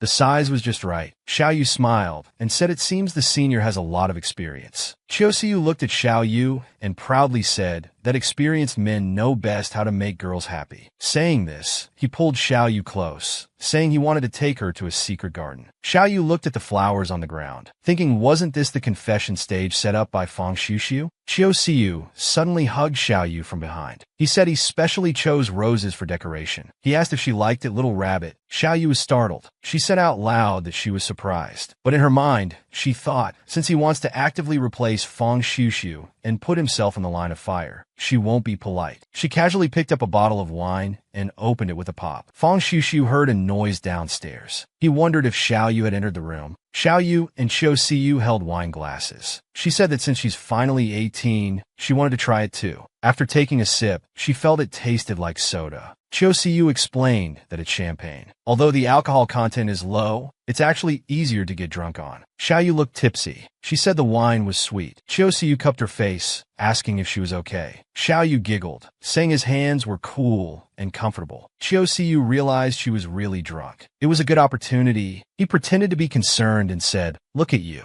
Alone with a mature man, getting drunk so easily. Aren't you too unguarded?" Xiaoyu was also thinking to herself that he was the one without guard. How else could she make him lower his guard if she didn't pretend to be drunk? She held the wine glass and accidentally spilled it on Chiosiu. She quickly apologized, saying it was all her fault and that she would help clean it. They got closer and closer. Xiaoyu, in a drunken state, asked Chiosiu what else people do when they turn 18 besides drinking. Chiosiu explained that they can go to bars, get bank loans, and do many things. As he spoke, he tilted Xiaoyu's chin up. He thought to himself that he didn't expect it to be this easy. Just as they were about to kiss, Xiaoyu suddenly shouted no and slapped him. Chiosiu was stunned by the slap. Xiaoyu covered her mouth shyly, asking if the senior was trying to kiss her just now. Chiosiu thought it was mutual. Xiaoyu cried, tears streaming down her face, saying she wasn't the kind of girl who casually kisses people. Chiosiu tried to comfort her, but received another slap. Xiaoyu cried and scolded him, saying she never thought he was this kind of person. Does he do this with everyone? Even with girls he's not in a relationship with? She was so disappointed in him. Chiosiu stuttered, trying to explain. Xiaoyu had always thought that the rumors about him and other girls at school were all false. She thought they must have been spread by girls who liked him but couldn't have him. It turns out it was all her self-consolation. She looked at Chiosiu and shouted that his intentions in approaching her were impure. She turned to leave, but Chiosiu grabbed her, asking her to listen to his explanation, saying he was serious. Xiaoyu secretly smiled, thinking he had taken the bait. Chiosiu thought he would scare away the little rabbit and lose the game. In his panic, he made a rash decision. Chiosiu grabbed Xiaoyu's arm, asking her how he could make her believe him. He said she was different from other girls. She was special. Xiaoyu told him to prove it. She asked him to say it in front of others. Chiosiu hesitated. Xiaoyu pressed on. She asked if there was another reason. She mentioned hearing another rumor recently, saying that he was actually approaching girls frequently to hide his true preferences. Chiosiu was troubled. He grabbed her, telling her not to believe those rumors. Xiaoyu pushed his hand away, saying with certainty that if that were the case, she could understand. Then she turned and walked away. Chiosiu watched her leave, thinking this was bad. Fang Xiuxiu would definitely mock him. He could only pretend to agree for now, stabilize the situation,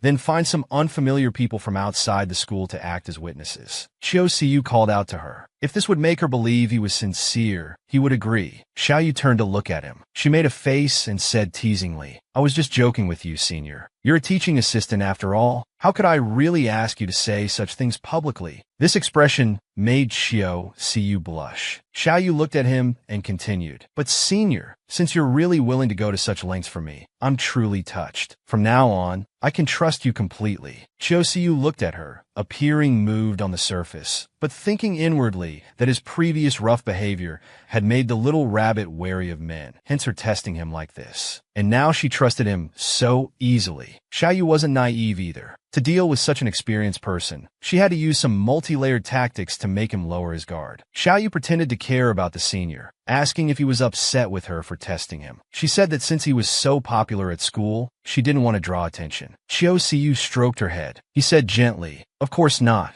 Actually, I hesitated at first mainly because I was afraid those girls who pursued me might harass you. Let's keep this between us as our secret." Xiao looked towards the door. They had been gone for so long, people might get suspicious. She said she'd go out first, and Xiao would follow. They stood at the door preparing to sneak out. Unexpectedly, Xiao kissed Xiao's nose tip, saying, "Remember, it's our secret." Xiao nodded with a red face. Then they left one after another. After leaving, Xiao stood still for a moment, hugging her head and thinking, "Damn it." Then she ran to the fountain, scooped up some water, and splashed it on her face. She thought to herself, "Xiao, you disgusting guy." Suddenly, someone called out to her from behind, "If you rub any more, your skin will break." Xiao turned around. It was Wei Chenghong sitting there. Xiao awkwardly made an excuse, saying she had accidentally dirted her face. Wei Chenghong smiled and said, "Silly girl, your skirt is wet." Xiao then realized half her skirt was soaked in water. Wei Chenghong took out a gift, saying she was wondering when to give it to her. Xiao accepted the gift and opened it. It was the dress she had tried on last time. In the villa's courtyard, Xiao came out wearing the new dress. Chenghong saw that it fit Xiao perfectly and was glad she hadn't forgotten her size. Xiao looked at the dress. The one the shop assistant had her try on last time was a bit big. She wondered how Chenghong knew to buy a smaller size. Chenghong looked at her and said, "Because I helped you put it on last time. Do you need help this time too?" Xiao suddenly remembered that day in the fitting room. Her face turned red with embarrassment, and she shouted, "No need to help," Chenghong said. She then reached out and undid Xiao's hair. Xiao's hair suddenly fell loose. Chenghong looked at her proudly and said, "This looks better." The wind rustled through the leaves, and their shadows were reflected in the fountain pool. Xiao shyly held her hair, saying thank you to him. Chenghong looked at her face. This was the smile he wanted to see. Clean, gentle, and sincere. Not the kind of smile used to please boys. Suddenly, Xiao pushed him away. Was even Chenghong going to lecture her? They didn't know anything. They just liked to criticize girls. Like Lu Hao. It was actually he who taught her to hide her thorns and learn to pretend. Suddenly, Chenghong grabbed her hand and hugged her, shouting, "I'll do it. You don't need to use this smile as a disguise or thorns. You don't need to hurt those who hurt you.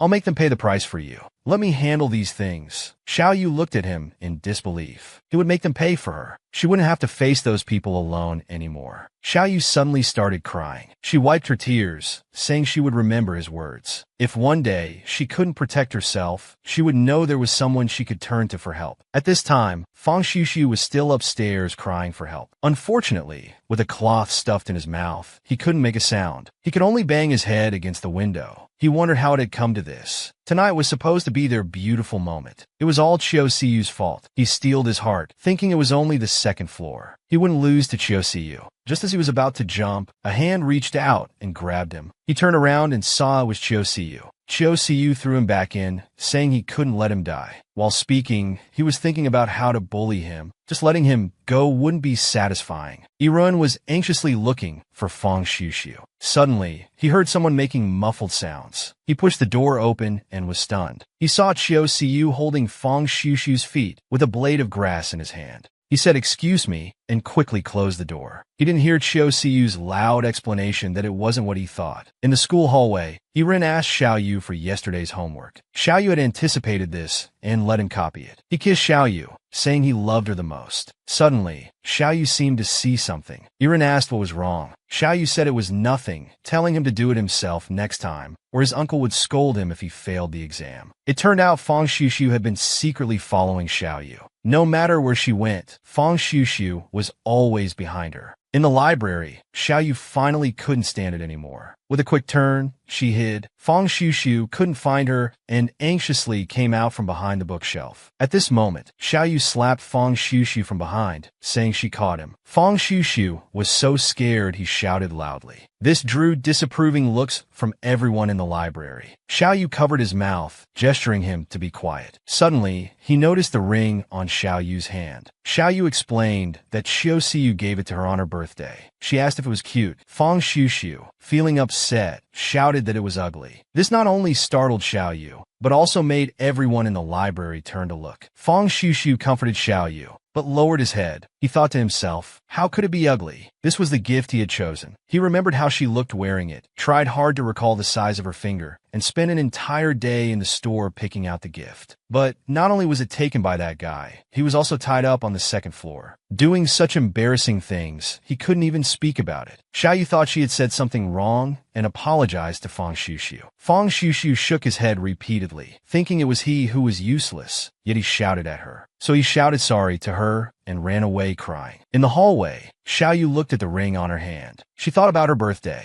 Something must have happened between Fang Xiushu and Xiaoyu. Most likely, he was no match for Xiaoyu. Even the Rose house could be taken over. Maybe even this ring. Suddenly, Xiaoyu interrupted her thoughts, asking if it was that beautiful. Xiaoyu looked at him and said, of course it's beautiful. It's from Senior. Suddenly, Xiaoyu grabbed her hand and pushed her against the wall. He told Xiaoyu that showing such a cute expression would make him dangerous. Xiaoyu raised her book to cover her mouth, saying she hated it. What if someone saw? She wondered if he was going to kiss her again. Xiaoyu took the book from her hand, saying it was her fault for being so cute. They got closer and closer. As a result, Xiaoyu slapped the book on his face again. He said it seemed someone had left first. After Xiaoyu left, Xiaoyu looked at the camera in his hand. He thought it was so close. If he could just capture some intimate footage, he could post it in the chat room and lead the game. Xiaoyu ran far before stopping. She thought Xiaoyu was such a jerk. She really didn't want to be entangled with him for a moment. She needed to find a way to deal with him harshly. At this time, several girls came up, angrily questioning Xiaoyu. They asked if she was the girl who was close to Senior Qiu.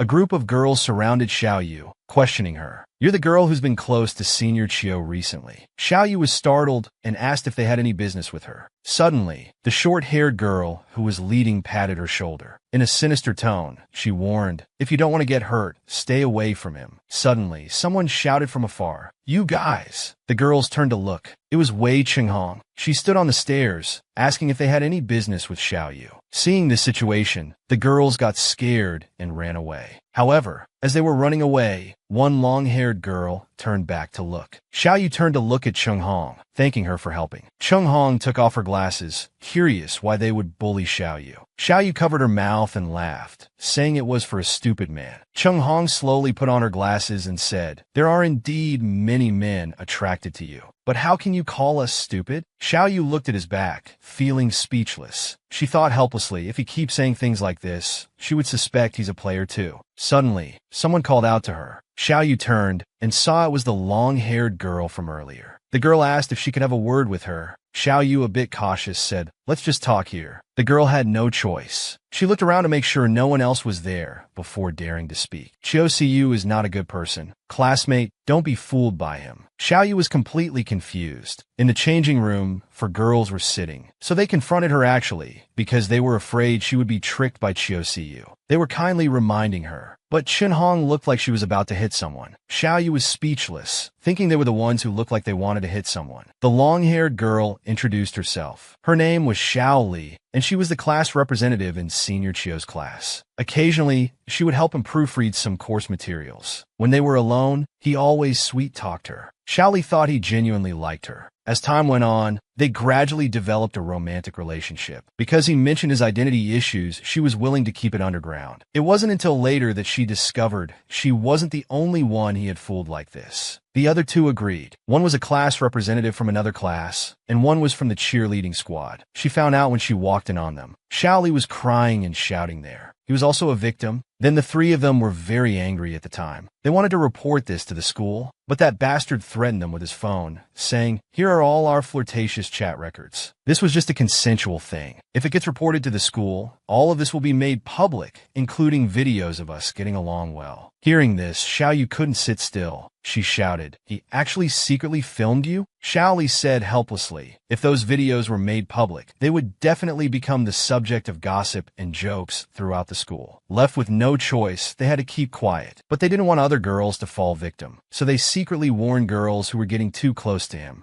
Xiaoyu asked if this was effective. The two suddenly pointed to one of them. If it wasn't effective, they wouldn't have gone from 2 people to 3. She shrugged and said love makes people blind, until she personally discovered the secretly filmed videos. She had thought these two were just jealous gossips. Xiaoyu stroked her chin. So that's how the rumors in school started. Xiaoli looked at her and said, "We're now risking having our videos exposed to warn you. You must believe us. I really don't want to see any more girls being deceived." Xiaoyu looked at them sympathetically and asked, "But are you really willing to be suppressed by him like this forever?" The short-haired girl said they weren't willing, but what could they do? Standing up to him sounds cool and heroic. But if the videos really get leaked, no one will sympathize with us. Women will only become the subject of ridicule and abuse. No one will really think we're just people who fell for the wrong person. Instead, we'll be seen as indecent and slutty. Celebrity nude photos and perverted news are all like this. All these girls can do is try to reduce the number of victims. Xiaoyu thought while holding her chin. This not only doesn't solve their problem, but also can't protect other girls. Everyone should think of a once-and-for-all solution to fundamentally solve the problem of him seducing young girls. The 3 girls thought together about cutting it off completely. Xiaoyu shouted that's not it. She meant using some boys' methods. She suddenly thought of a male classmate surnamed Fong. In the classroom, Chiu Siyu was handing out teaching materials. He instructed the class representative to share the key points from his computer with everyone. Xiaoli could only humbly say yes. Chiu Siyu was explaining the key points on the projector, but when he looked up, it was actually, "My lord, I can't. This servant has no more sheep." The students in their seats were shocked. Isn't this the novel about the prince and the little eunuch? So Chiu Siyu's taste is this heavy. Chiu Siyu's face turned red as he shouted, "What is all this?" Xiaoli looked at him and said she didn't know. She just sent the file package he gave her directly. "Ah," Chiu Siyu shouted. "Is it some kind of virus? Quickly turn it off, then look at the students below. The previously ordered materials have also arrived. Let them take them back and distribute them to their team members." Then he pointed to that stack of materials and told them, "Open them yourselves. Take according to the number of people in your class." But when the students opened them, they turned out to be some boys' love comics and novels. Chiu Siyu was completely stunned. What's going on here? This wasn't what he ordered at all. Furious, he ran back to the office to call the supplier and ask what was going on. But the office was full of rainbow flags and figurines and posters of muscular men. The students had never seen such a scene. They were taking photos click after click. Chiu Siyu shouted with a red face for them to get out quickly. He frowned in the crowd, guessing who was playing tricks. Could it be that annoying kid surnamed Fong again? At this moment, an alligator appeared from under the desk. It took a bite at Lu Hao's butt. It gave him such a fright that he broke out in a cold sweat. He turned his head to look and then turned back. Just as he turned back, the alligator bit him again. He got really angry. He turned around and grabbed Chiu Siyu. Grabbing him by the collar, he lifted him up. He called him a pervert. He said if he touched him with his paws again, he would kick his butt. Then he stormed off angrily, leaving a confused Chiu Siyu standing there with question marks. Meanwhile, Xiaoyu was under the desk, trying to hold back her laughter until she was in tears. A few days later, rumors spread throughout the school. Chiu Siyu had ordered rainbow comics as study materials for the school. He projected online fiction as course materials, and he was even handsy with male students. A few days ago, there were even sounds of a boy shouting no coming from his office. Chiu Siyu had no choice but to quickly run away from here. He ran until he was out of breath. He finally found a place with no one around. He frowned, thinking about who could be spreading these lies. Suddenly, Xiaoyu came down the stairs. Glowing like an angel, she called out, "Senior Chiu Siyu, are you all right? You look terrible." Chiu Siyu looked at her and said embarrassedly, "Thank you.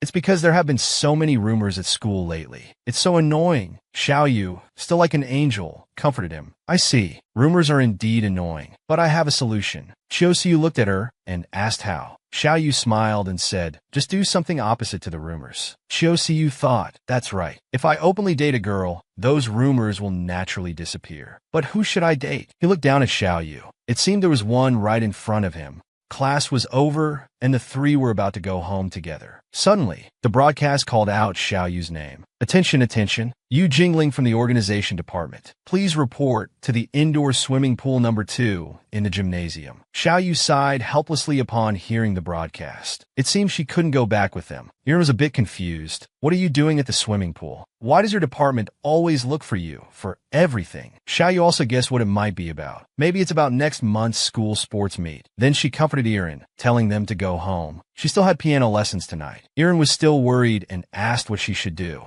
Suddenly seeing Lu Hao playing with his phone nearby, she arranged for Lu Hao to wait for Xiao Yu. Xiao Yu said goodbye to the two, saying she'd return to the classroom later. On the way, a girl gave Xiao Yu a rose. Boys also gave her roses. Xiao Yu figured out what was going on. She thought to herself that it was time. Along the way, countless people gave her roses. Then she came face to face with the leader of the three sisters. They didn't greet each other, but passed by. As they passed, Xiao Yu said softly, "The net is closing." In the swimming hall, everyone was waiting for the main character to appear. After Xiao Yu entered, many people complimented her for being cute and pretty. Xiao Yu still acted, saying, "What's going on here?" At this time, the three sisters were also mixed in the crowd, observing everything. Suddenly, the lights brightened. Qiu Siyu made a dazzling entrance, shouting Xiao Yu's name. Xiao Yu responded from below, calling him senior. Qiu Siyu explained, "Sorry for tricking you to come here. It's because I have something to tell you." In his heart, he was thinking, take more photos. The more people, the more we can break that ghost rumor. Meanwhile, he would win that game. Then he pretentiously spoke words of love. "All this time, I've been unable to get you out of my mind. So I thought long and hard about it. I decided to tell you my true feelings." Then with a jump, he splashed into the water. Xiao Yu was startled and shouted, "Senior!" There was no movement on the water surface. Everyone was discussing if it had been too long. Why hadn't he come up yet? Xiao Yu looked at the water surface with concern, calling out senior. Realizing something was wrong, she threw down the flowers in her hands and crouched by the pool, shouting, "Senior, don't scare me." Everyone was saying, "Could something have happened?" Lu Hao also came to watch the show. He asked what had happened. Xiao Yu was explaining to him, "Senior Qiu Siyu." But before she could finish, Qiu Siyu surfaced, holding a large bouquet of roses. Xiao Yu was so surprised she covered her mouth. Qiu Siyu, still in the water, said, "This is all prepared for you. This is the magic of love." Lu Hao was instantly disgusted. Qiu Siyu frowned slightly. Ignoring him, he continued, "I did all this hoping you would understand my sincerity. You are gentle, pure, and lovely. When I didn't know what to do, you gave me advice and support. If I had to choose someone in this world to accompany each other, I can't think of anyone more suitable than you.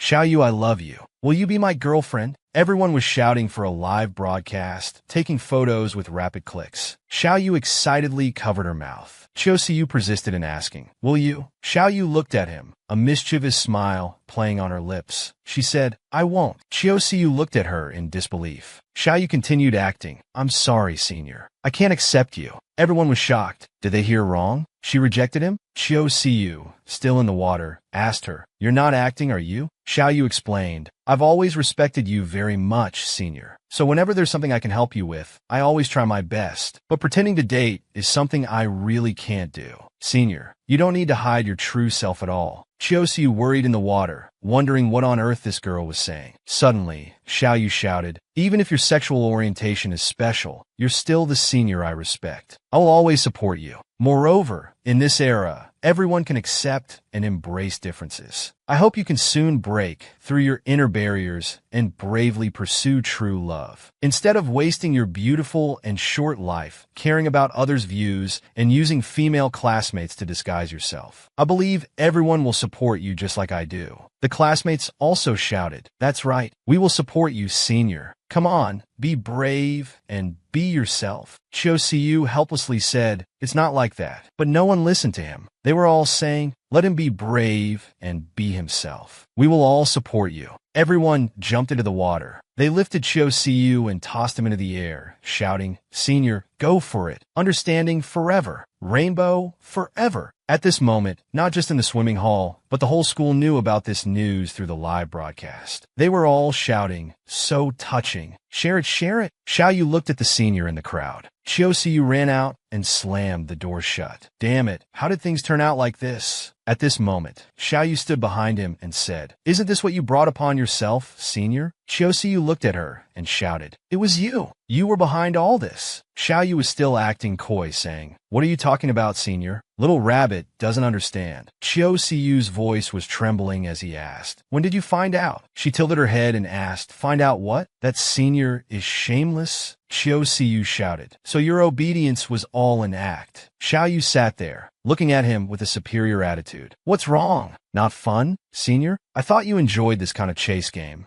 I found it very entertaining. Not only did I make the naive girls distance themselves from you, but I also inspired some people online. Thanks to me, even a scumbag like you, senior, did something meaningful and good." Xiao Siyu was so angry, he almost ground his back teeth to dust. Xiao Yu continued, "You think you've won everything now? All you need to do is make some high-profile moves contrary to the rumors." Xiao Siyu, furious and embarrassed, shouted, "But this is what you taught me." Then he pushed Xiao Yu down there. He took out his phone and started filming. Xiao Yu said, "Then use your body to perform and directly help me clarify the truth." Xiao Yu, pinned to the table, shouted, "What are you doing?" Xiao Siyu looked at her with an evil smile. "Of course, I'm filming the process of our emotional exchange to spread the joyful news." Xiao Yu struggled weakly. Xiao Siyu didn't stop at all. He continued filming with his phone, saying, "I've figured it out now. There's no need to bother with dating. Just shoot a video, clarify the rumors, and win the game in one go. And this angle is just perfect." Xiao Yu cried helplessly, "Let me go." Xiao Siyu taunted, "Why are you crying? Weren't you so arrogant just now?" At this point, Xiao Yu was extremely scared, crying and begging, "Please, senior, don't do this." He was still admiring the photos on his phone. "Although I've taken many photos before, this is a new angle. It seems more exciting." Xiao Yu said sadly, "The girls from other classes, you blackmailed them with secretly filmed videos too?" Xiao Siyu proudly said, "I have to say, this trick works every time. As long as I have videos and photos in my hands, what can you do to me?" Saying this, he tore open Xiao Yu's clothes. Xiao Yu could only try her best to hold on to her clothes, shouting, "Don't do this." Xiao Siyu excitedly looked at the little rabbit in front of him. Suddenly, someone punched him directly in the face. He fell to the ground, and his phone fell to the side. He wiped the blood from his nose and looked up to see who it was. It was Wei Chenghong. He rubbed his hand, looking at Xiao Siyu on the ground, and said, "So dirty." The curtain was suddenly pulled open. It was Lu Hao. Without a word, he also punched Xiao Siyu, knocking him unconscious. Xiao Yu stood up, looking at the two of them, wiped away her tears, and said, "You came out a bit early. If it had been a little later, we could have gotten more out of him." Wei Chenghong came forward to help Xiao Yu fix her clothes, saying, "Sorry, I just couldn't watch anymore." Lu Hao was still stomping on Xiao Siyu, saying, "Even if Chenghong could endure it, I couldn't." Xiao Siyu was struggling pathetically on the ground. Lu Hao grabbed him by the collar and lifted him up. "You like filming, don't you? Then perform well for the camera." Chenghong, protecting Xiao Yu, added from the side, "We've recorded everything you just said, including your admission of secretly filming girls. We'll hand it over to the police as evidence." Xiao Siyu showed no remorse, still blaming Xiao Yu for tricking him. Xiao Yu coldly said, "He didn't really think I would be alone with him in a room, did he?" Wei Chenghong picked up his phone, ready to hand it over to the police. Lu Hao looked at him and said, "No need for the police. I'll give him justice right here." Then he kicked him again. Chenghong looked at the phone and said, "We still need to report it to the police. Making a big deal out of this isn't good for those girls. I'll contact a familiar police officer and lawyer to handle it discreetly." On campus, Xiao Siyu was arrested with a bruised face. The police officer was educating Lu Hao. "Although he deserved it, you shouldn't have beaten him like this." Under the tree, Wei Chenghong whispered to Xiao Yu, "I saw that strange chatroom on his phone earlier. That's the real reason you were dealing with Xiao Siyu and Fang Shushu, isn't it?" Xiao Yu lowered her eyes and asked, "You saw everything?" Then she turned her face away, secretly gripping the edge of her skirt. Unexpectedly, Chenghong quietly took her hand. They didn't say anything, just kept holding hands like that. Lu Hao, facing Xiao Yu, said, "Come on, I'll take you home." Xiao Yu didn't understand what was happening now. She turned her head to look at Wei Chenghong. Seeing that his expression hadn't changed, she agreed to Lu Hao's request. Wei Chenghong smiled and told Xiao Yu that he had something to do. It was perfect that Lu Hao could take her home, so he could be at ease. After he finished his business, they would meet at her house. While Xiao Yu was still pondering what Wei Chenghong meant by meeting at her house, Lu Hao suddenly accelerated, startling Xiao Yu. During the ride, because of the high speed, Xiaoyu kept begging Lu Hao to slow down. She was scared, but Lu Hao seemed not to hear, showing no intention of acknowledging Xiaoyu's pleas. Finally arriving at the Su house, Lu Hao braked hard. Xiaoyu quickly got off before the car had fully stopped. As soon as she got off, she started scolding Lu Hao, driving so fast. Do you have a death wish? But Lu Hao seemed not to hear Xiaoyu speaking. He murmured, "You don't trust me?" Xiaoyu didn't understand how Lu Hao had gone from the issue of driving to trust. She could only say, "What does trust have to do with you driving so fast?" Lu Hao suddenly shouted, "You trust me, so why didn't you tell me when you were bullied? If I hadn't happened to enter Chiu Siu's office with you, do you know what would have happened to you? How could you, a girl, fight against that kind of scumbag?" Xiaoyu had never seen Lu Hao so angry before. She was a bit stunned and didn't know how to comfort him. She only said that she knew what she was doing. She had anticipated that Chiu Siu would be furious, so she had asked Wei Chenghong for help in advance. There was no need to worry. But Lu Hao wasn't angry about this. He was angry that Xiaoyu would rather ask for help from someone she had only known for a few months than come to him. Xiaoyu wanted to explain that things weren't as he thought. There were other reasons for asking Wei Chenghong for help. But before Xiaoyu could explain clearly, Lu Hao let go of her and said, "Whatever, do as you please."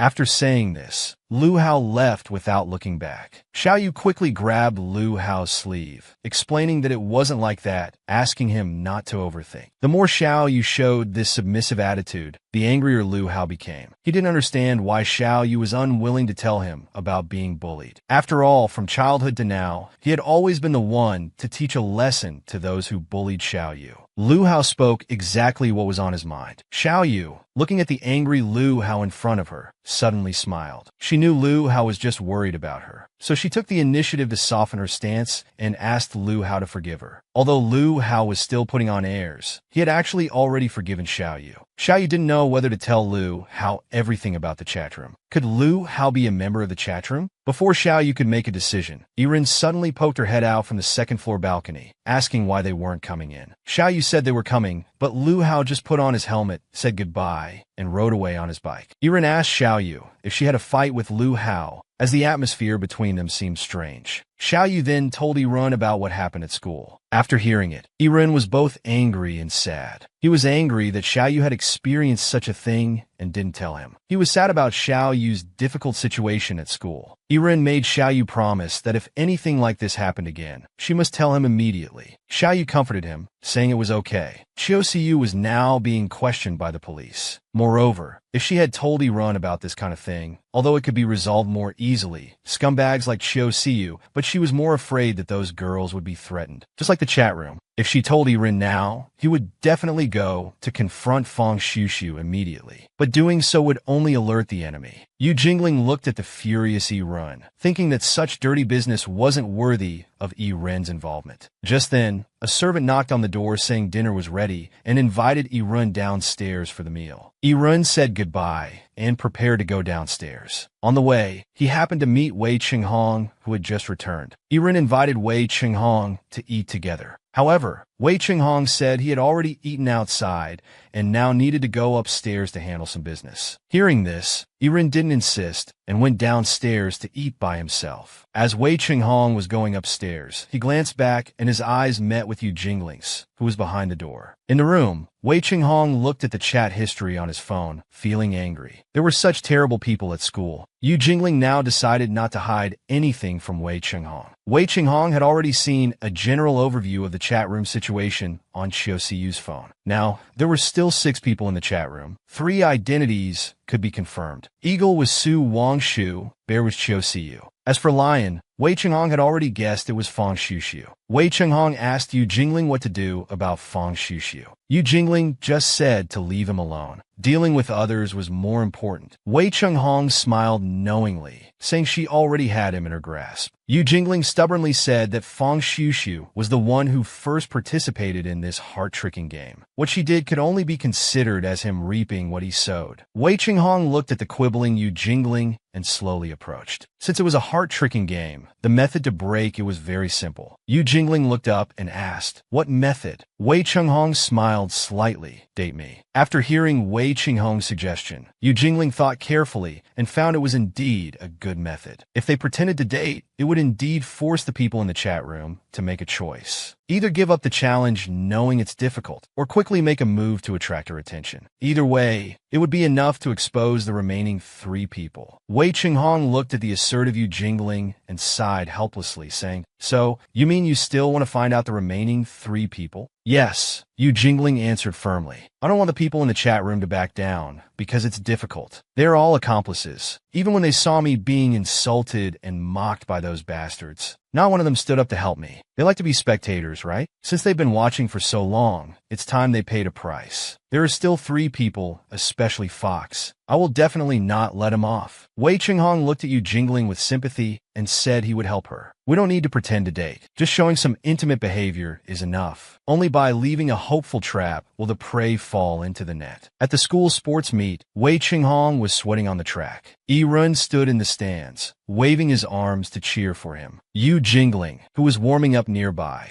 suddenly saw Fang Shushu hiding in the crowd. As soon as Fang Shushu made eye contact with Yu Jingling, he couldn't help but recall the scene of her shouting at him a few days ago. He immediately wanted to run away. But at this moment, Yiren directly approached Fang Shushu, telling him that Shaolin was also participating in the relay race later. If he lost, he shouldn't cry. Fang Shushu stubbornly said he would never lose. The people around also teased, saying even if it was a cuteness competition, their Shushu wouldn't lose. Yu Jingling saw Fang Shushu's embarrassment and took the initiative to say that she was the 3rd runner, so she wouldn't be up against him. He shouldn't worry. But Fang Shushu had already been teased to the point where he couldn't back down. He could only follow along with everyone's words and talk tough to Yu Jingling. Yiren made a face at him and then pulled Yu Jingling away. With the whistle blowing, the relay race officially began. For this type of team cooperation competition, everyone didn't dare to slack off even a bit. As soon as Yu Jingling got the baton, she started running at full speed. The other third leg runners clearly hadn't expected Yu Jingling to run so fast, so they started chasing after her with all their might. Fang Shushu watched Yu Jingling running towards him and silently cheered for her in his heart. At this moment, the runner behind Yu Jingling realized that no matter how hard they tried, they were always one step behind her. So they came up with a dirty trick. They reached out and grabbed Yu Jingling, pulling her back hard. Yu Jingling clearly hadn't anticipated this sudden change. Caught off guard, she fell hard on the ground. This incident immediately caught everyone's attention. They were all worried about Yu Jingling's injuries. Just then, that runner who played dirty happily ran to Fang Shushu, expecting praise. As you can imagine, they were punched hard by an angry Fang Shushu.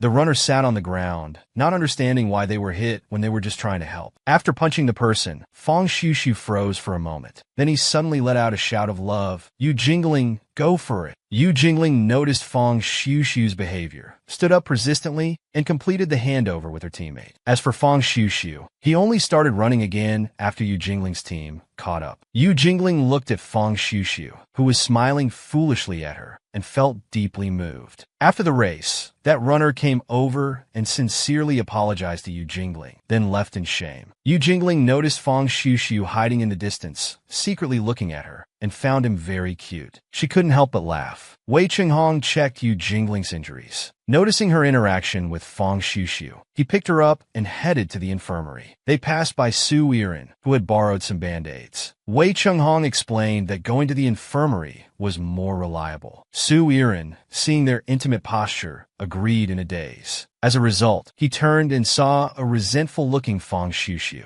After thinking for a moment, he handed the band-aids to him. Clearly, Fang Shushu needed the band-aids more now. Fang Shushu only then noticed that the back of his hand was injured. But as a man, he thought a small injury wasn't worth worrying about. He could just lick it and it would be fine the next day. This Fang Shushu gave people the feeling of a Thundercat. Su Yiren questioned Fang Shushu, asking wasn't he supposed to confess to Shaolin? Why hadn't there been any movement? Fang Shushu explained that he had originally planned to confess at the birthday party, but due to some things it was delayed. By the time things were sorted out, the timing for confession seemed to have passed. Su Yiren said that since he hadn't confessed, he wouldn't help match him with Yu Jingling Jingling anymore. Fang Xiushu was very surprised to hear this. Why wouldn't Su Yiren help him anymore? He had already decided to pursue Yu Jingling. Su Yiren said seriously that he helped before because he thought Fang Xiushu and Yu Jingling were a good match. Having one more person to take care of Xiao Ling wasn't a bad thing. But now, Wei Qinghong was clearly taking care of Xiao Ling. The two of them could be described as a perfect match. If that's the case, why shouldn't he match Xiao Ling with Wei Qinghong instead? Moreover, if Fang Xiushu continued to do nothing, was he willing to watch Xiao Lin stay in someone else's arms forever? After saying this, Su Yiren wanted to observe Fang Xiushu's reaction, but he only saw a petrified Fang Xiushu. It was evident that he had been shocked into losing his senses by Su Yiren's words. On the other side, Wei Qinghong carried Yu Jingling all the way to the infirmary. Their intimate behavior drew frequent glances from other students. Although they had agreed to pretend to be intimate, Yu Jingling still couldn't handle such a high-profile display. She buried her head in Wei Qinghong's chest, urging him to put her down quickly. Wei Qinghong obediently placed her on the bed in the infirmary. Then he leaned down and said, "I can put you down, but we still need to continue acting. But we still need to continue the act." Yu Jingling shyly asked Wei Qinghong to get up quickly. They were already in the infirmary. What more was there to act? Wei Qinghong gestured with his eyes for Yu Jingling to look behind. It turned out there was another student in the infirmary. Yu Jingling pushed Wei Qinghong while saying, "What a coincidence." Wei Qinghong straightened up with the push, smiling and saying, "We still need to pretend to be intimate like this. I thought you could endure it longer." After saying this, he took out some alcohol and started disinfecting the wound. Yu Jingling looked at Wei Qinghong's face and suddenly thought, could he also be a member of the chat room? First approaching, helping her gain trust, then hiding away. By proposing the strategy of pretending to be intimate, making others back off. Thus, winning the game when no one was on guard. After all, in the chat room, there was still one person who had never spoken. At this moment, Wei Qinghong suddenly blew on the wound, saying, "It might hurt a bit." Yu Jingling's thoughts were pulled back by this action. She looked at Wei Qinghong, who was applying medicine to her, hoping she was just overthinking. Just then, a handsome guy with white hair suddenly rushed in through the door. He anxiously inquired about Yu Jingling's injuries. Wei Qinghong and Yu Jingling exchanged glances, thinking in unison. He took the bait so quickly. The white-haired guy came forward, concerned about Yu Jingling's injury. He had seen that Yu Jingling was carried all the way to the infirmary. He was worried if the injury was too serious. After getting a negative response from Yu Jingling, his worried heart was put at ease. Seeing their conversation come to an end, Wei Qinghong timely raised a question, asking who the newcomer was. The white-haired guy introduced himself as Xie Yunxiao, a cadre from the Student Union's organization department. Yu Jingling also said he was a classmate of the same year, quite famous. Xie Yunxiao self-deprecatingly said, "After all, people like me who rely on scholarships to attend school and have to work in the cafeteria are rare." Yu Jingling quickly said it wasn't because of that. Being the top of the grade in every exam was impressive enough. Seeing the two chatting enthusiastically, Wei Qinghong couldn't help but speak up, saying that since Xiao Lin's wound was treated, he would leave first. Before leaving, he asked Yu Jingling if she would be okay by herself. Yu Jingling keenly sensed that Wei Qinghong was hinting that Xie Yunxiao might be someone from the chat room. She immediately said she would be fine. After getting the answer, Wei Qinghong left. Xie Yunxiao looked at Wei Qinghong's back and sighed, saying he had heard about this senior's family. They seem to be very powerful. Usually, these aristocratic children don't like to have much contact with people from poor families like them. After hearing this, Yu Jingling quickly defended Wei Qinghong, saying he wasn't that kind of person. Not all rich people look down on others. They happen to live together. If Xie Yunxiao didn't believe it, he could come to their place and see for himself. Unexpectedly, Xie Yunxiao had a huge reaction upon hearing this. He immediately grabbed Yu Jingling's shoulders. He asked if she was dating Wei Qinghong. Yu Jingling, looking at the suddenly excited Xie Yunxiao, shrank back a bit in fear. Xie Yunxiao also realized his behavior was inappropriate at this moment. He quickly let go of Yu Jingling's hand and explained that he was just being nosy. Usually, he noticed Yu Jingling didn't interact much with boys. Seeing Wei Qinghong so close to her today was shocking. Listening to Xie Yunxiao's explanation, Yu Jingling wasn't reassured. Instead, she started thinking. According to Xie Yunxiao's words, it was clear that he had been paying attention to Yu Jingling, but their interaction was limited to the organization department. They usually had no contact. Today's act with Wei Qinghong might have really revealed something. Yu Jingling suddenly decided to continue acting according to Wei Qinghong's script. So she immediately put on a professional fake smile and said that she and brother Qinghong had known each other since childhood. They often played together. Xie Yunxiao, hearing Yu Jingling's way of addressing Wei Qinghong, also noticed the sweetness between the two. Yu Jingling enthusiastically offered to help Xie Yunxiao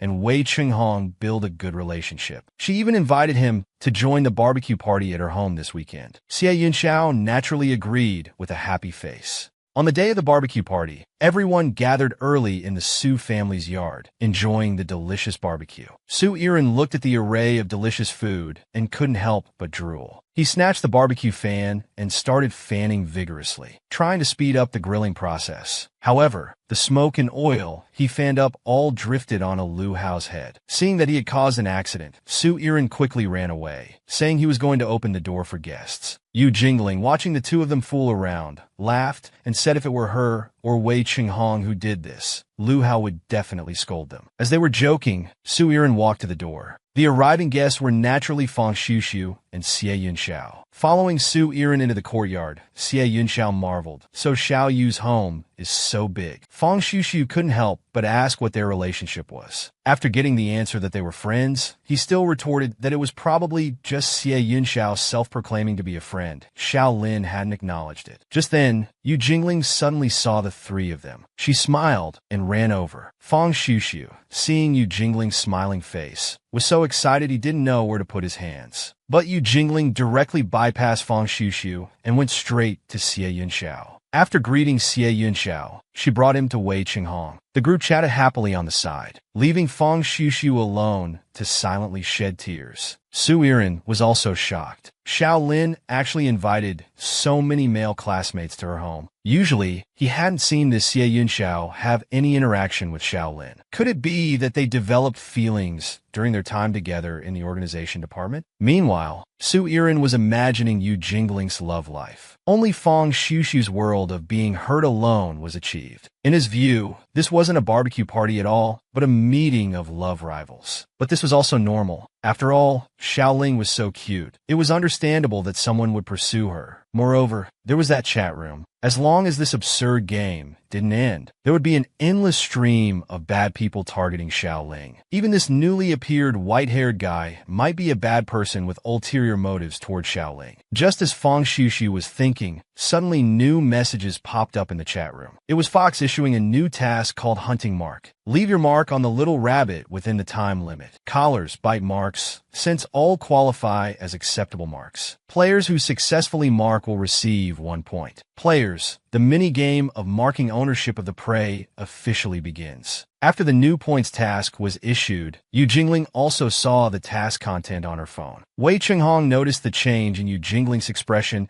and found an excuse to send Xie Yunxiao away. He urgently asked Yu Jingling what had happened. Yu Jingling hesitated for a moment, but still handed her phone to Wei Qinghong. After he finished reading the chat room content, he couldn't help but curse. He gritted his teeth and said, "These people, they really keep lowering the bar." Yu Jingling looked at Wei Qinghong's reaction, wondering if this demeanor was genuine or just an act. Wei Qinghong thought about countermeasures and discussed with Yu Jingling. The players don't know that Yu Jingling can see the chat room content. This point's task might be a good thing for Yu Jingling. She could determine who the final 3 people are based on their reactions when approaching her. To identify who the last 3 are, Fox's task this time actually trapped them in their own web. Wei Qinghong analyzed it thoroughly. However, Yu Jingling was thinking if Wei Qinghong was also one of them, he would definitely do the opposite. He would give up the points race to maintain his innocence. If there were players without points before the game time limit ended, then Wei Qinghong would be the most suspicious one. Yu Jingling told Wei Qinghong that in the next 72 hours, she would do everything possible to let others come into contact with her, thus drawing out the snake. Wei Qinghong respected Yu Jingling's idea. He just reminded her to be careful. He would remotely monitor Yu Jingling's safety. He hoped Yu Jingling could set his phone number as an emergency contact. Be careful not to get hurt. At this time, Xie Yunxiao also came back from the kitchen. He enthusiastically came to chat with Yu Jingling. He said that to thank Yu Jingling for introducing him to Senior Wei Qinghong, he wanted to invite her to watch a movie tomorrow. Yu Jingling immediately realized that this was a perfect opportunity to create a chance to complete the task. So she immediately agreed and loudly expressed her gratitude to Xie Yunxiao for inviting her to the movie. Everyone in the courtyard heard Yu Jingling's voice. They all started whispering among themselves. At this moment, Fang Xushu suddenly appeared. He expressed his desire to speak with Yu Jingling alone for a while. After getting Yu Jingling's consent, Fang Xushu pulled her into the house. Yu Jingling knew that Fang Xushu was trying to complete the points task. He probably called her out for that. Unfortunately, his identity was already set in stone. Might as well let him complete the task quickly so she could focus on the others. Whatever tricks Fang Xushu had, Yu Jingling was ready to accept them all. At this moment, Fang Xushu turned around. As if he had made up his mind,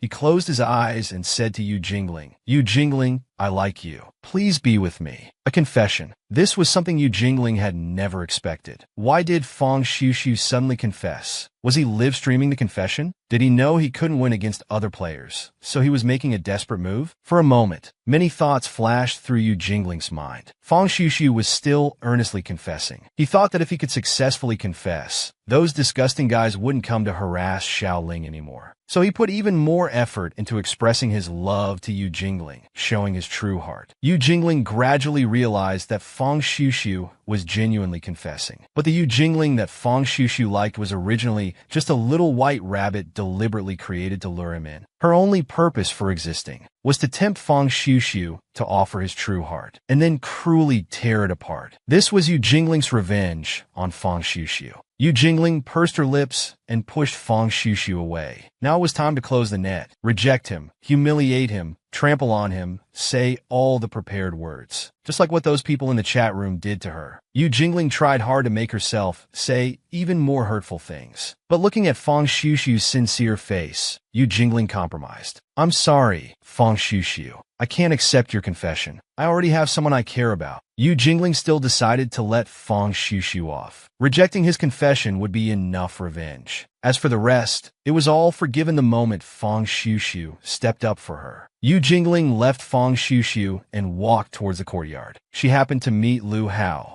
Lu Hao was swaying as he walked towards Yu Jingling. Something seemed off about his state. The distance between them gradually closed. Lu Hao suddenly grabbed Yu Jingling. He shouted loudly, "Silly fish, where have you been?" Lu Hao held on to Yu Jingling, refusing to let go. He kept asking where she had just been, saying he had been looking for her for a long time. Yu Jingling said, "Don't tell me you're looking for me to run errands again. Is it that the drinks aren't enough, or do you need something else?" Lu Hao lost his balance, causing both him and Yu Jingling to fall and sit on the ground. He rested his head on Yu Jingling's neck, mumbling softly, "Don't go. Stay here with me." After saying that, he fell asleep. Yu Jingling realized for the first time that Lu Hao could be so unreasonable. He got drunk and fell asleep just like that. Wasn't he usually able to drink a lot? How come he fell asleep after drinking just a little today? At this moment, Wei Chenghong also came looking for them. He saw the two sitting on the ground, so he inquired about what happened. After learning that Lu Hao was drunk and acting up, Wei Chenghong said he could take him to rest. Yu Jingling, however, said that whatever Lu Hao grabs onto, even if he's asleep, no one else can pull it away. This was her childhood nightmare. Wei Chenghong insisted on trying. He could tell that Lu Hao was pretending to sleep, so he reached out to pull. Lu Hao took the opportunity to give Wei Chenghong a hard hit. The two started to struggle with each other, until Wei Chenghong picked up Lu Hao, saying he would take him to the room to rest to avoid catching a cold. Yu Jingling looked at Wei Chenghong with admiration. Lu Hao was still restless, moving around. He occasionally hit Wei Chenghong's face. Wei Chenghong was also a bit angry. He pretended he couldn't hold Lu Hao and directly let go of his hands. At this point, Lu Hao couldn't pretend to be asleep anymore. His body reacted, making him immediately assume the best position to avoid injury. Wei Chenghong asked sarcastically, "Has Lu Hao sobered up? Does he still need to go to the room to rest?" The atmosphere between the two was tense. Finally, Lu Hao chose to leave first. After Lu Hao left, Wei Chenghong asked Yu Jingling what she thought about tomorrow's invitation. Was she really going to keep the appointment? Yu Jingling still chose to go. After all, if Xie Yunxiao was really a player, tomorrow would be the day he would reveal himself. The next day, Yu Jingling went to the appointment early. Wei Chenghong also followed. The two observed Xie Yunxiao from a corner. Yu Jingling told Wei Chenghong she was going to meet Xie Yunxiao.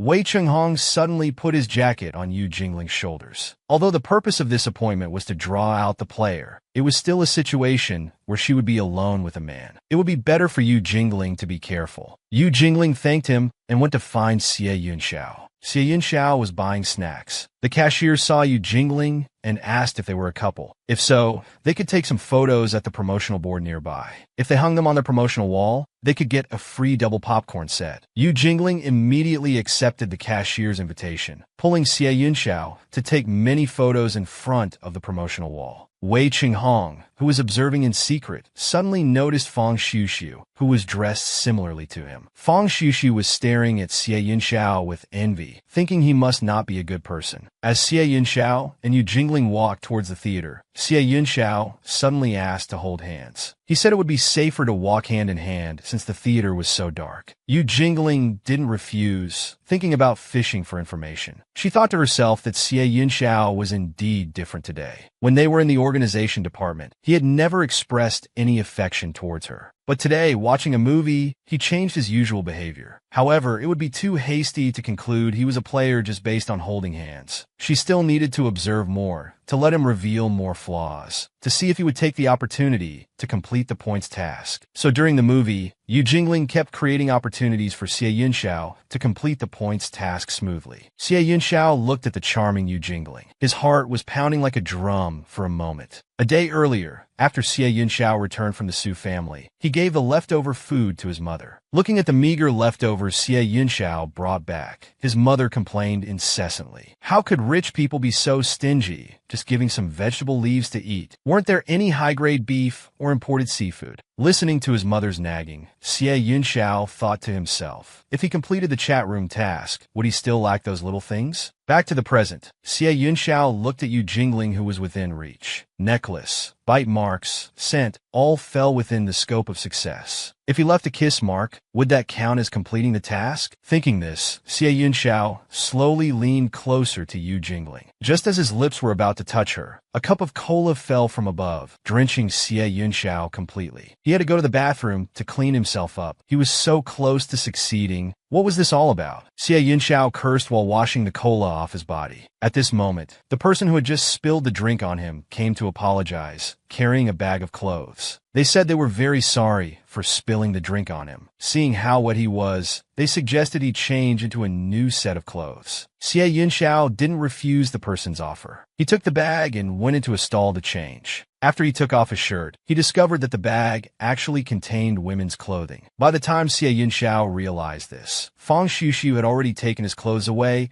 and was using a mop handle to block the stall door, preventing Xie Yunxiao from coming out. People who want to harm Shaolin are all bad people. This was Fang Xiuxiu's simple view of good and evil. Even if Xie Yunxiao was stupid, he understood now. Fang Xiuxiu was trying to prevent him from completing the task, so he boldly guessed that Fang Xiuxiu was also one of the players. He patiently tried to reason with Fang Xiuxiu, saying he was different from those rich kids. They only treated this as a game, playing and forgetting, but he was serious. After the game ended, he would still be with Yu Jingling. Fang Xiuxiu asked him why he was doing this. Xie Yunxiao honestly said that unlike them, he wasn't rich and couldn't do as he pleased. He participated in this game just to climb the social ladder. Yu Jingling came from a good family, had a good personality, and was beautiful. There was nothing wrong with him trying to climb up through her, right? To his surprise, after hearing his answer, Fang Xiuxiu couldn't stop laughing. Fang Xiuxiu widened his eyes. Was this person pursuing Xiaoyu for money? Was he stupid? Xie Yunxiao was completely confused. Fang Xiuxiu sat on the toilet in the next stall, laughing uncontrollably. Xie Yunxiao was still confused. Fang Xiuxiu, laughing so hard that tears came out, couldn't believe there was someone like him in the game. Xie Yunxiao was excited. What did he mean? Explain clearly. Fang Xiuxiu then revealed the truth. Yu Jingling's parents were full-time servants in the Su family. She wasn't a rich family's young lady at all. Xie Yunxiao was shocked, even breaking out in a cold sweat. Fang Xiuxiu stood in front of the mirror, fixing his appearance, feeling relieved. Since Xie Yunxiao was after money, it would be easier to deal with. He handed over a bank card, asking Xie Yunxiao to name his price to leave Yu Jingling alone. In the car, Yu Jingling wondered why Xie Yunxiao had been gone for so long. Suddenly, the car door opened. Yu Jingling looked up. It was Wei Qinghong. Wei Qinghong smirked, saying he wanted to share something interesting he saw. Yu Jingling was puzzled. It turned out Wei Qinghong had seen Fang Xiuxiu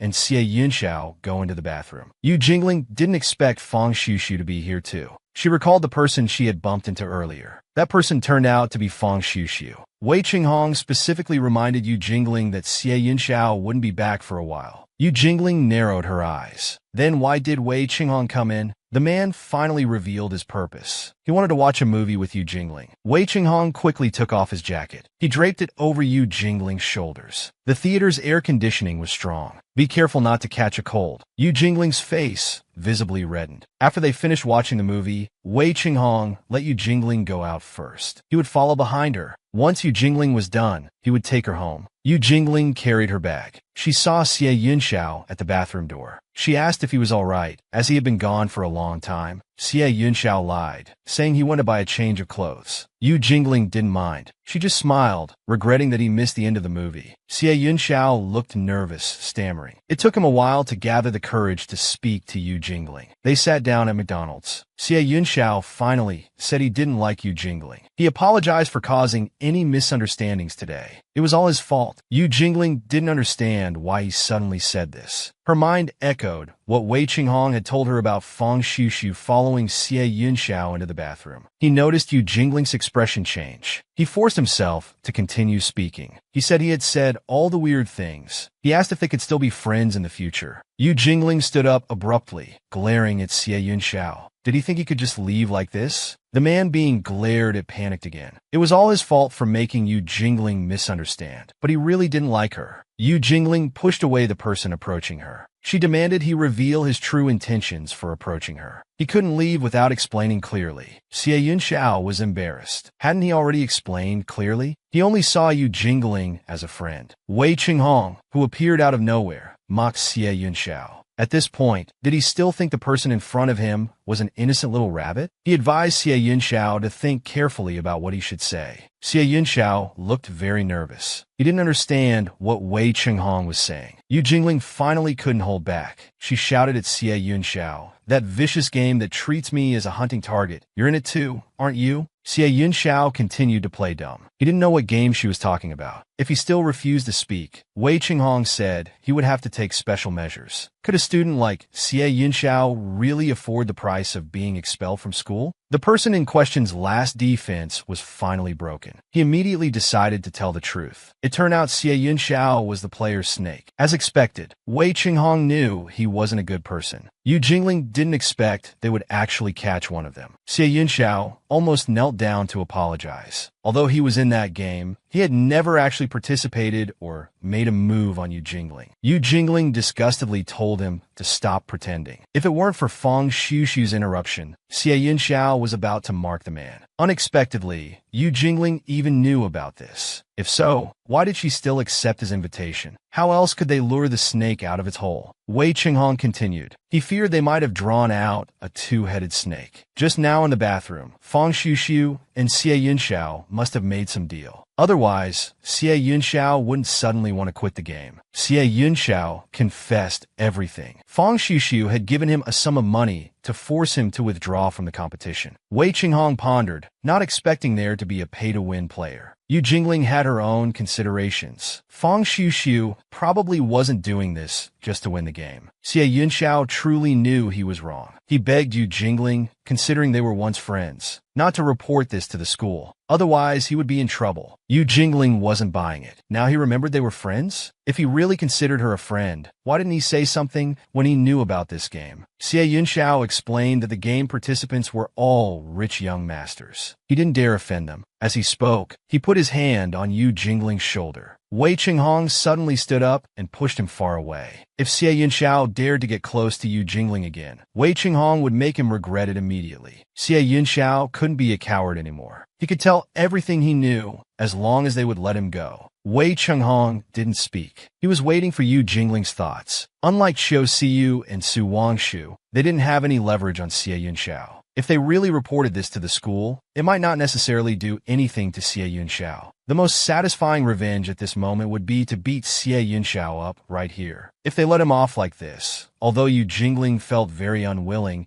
there were still two people with unknown identities behind this. It would be counterproductive to alert them just for the sake of venting anger. For now, it was better not to deal with Xie Yunxiao. They could let him go, but Yu Jingling had a condition. As long as he explained the process of entering this chat room, didn't disclose what happened today, and from now on did everything she said, Xie Yunxiao was naturally willing to tell everything. Yu Jingling seemed to think of something else and told Xie Yunxiao to return Fang Shushu's money. Just as things were about to be resolved, Wei Qinghong suddenly asked for Xie Yunxiao's phone. After taking the phone, he directly threw it to the ground. After the phone broke, Wei Qinghong handed it back. He warned Xie Yunxiao not to disclose anything about this game. This secret should be shattered in his heart like the phone. If Yu Jingling suffered from any rumors, Wei Qinghong would definitely not let him off. Xie Yunxiao nodded frantically. Yu Jingling didn't expect Wei Qinghong to consider even this for her. This time, drawing out Xie Yunxiao was initially because of Wei Qinghong's plan to pretend to be intimate. He had been sincerely helping multiple times. Yu Jingling speculated, could it be that she was just being overly suspicious? The two left the cinema. Wei Qinghong analyzed. According to the entry point of the game provided by Xie Yunxiao, it was before the new semester started,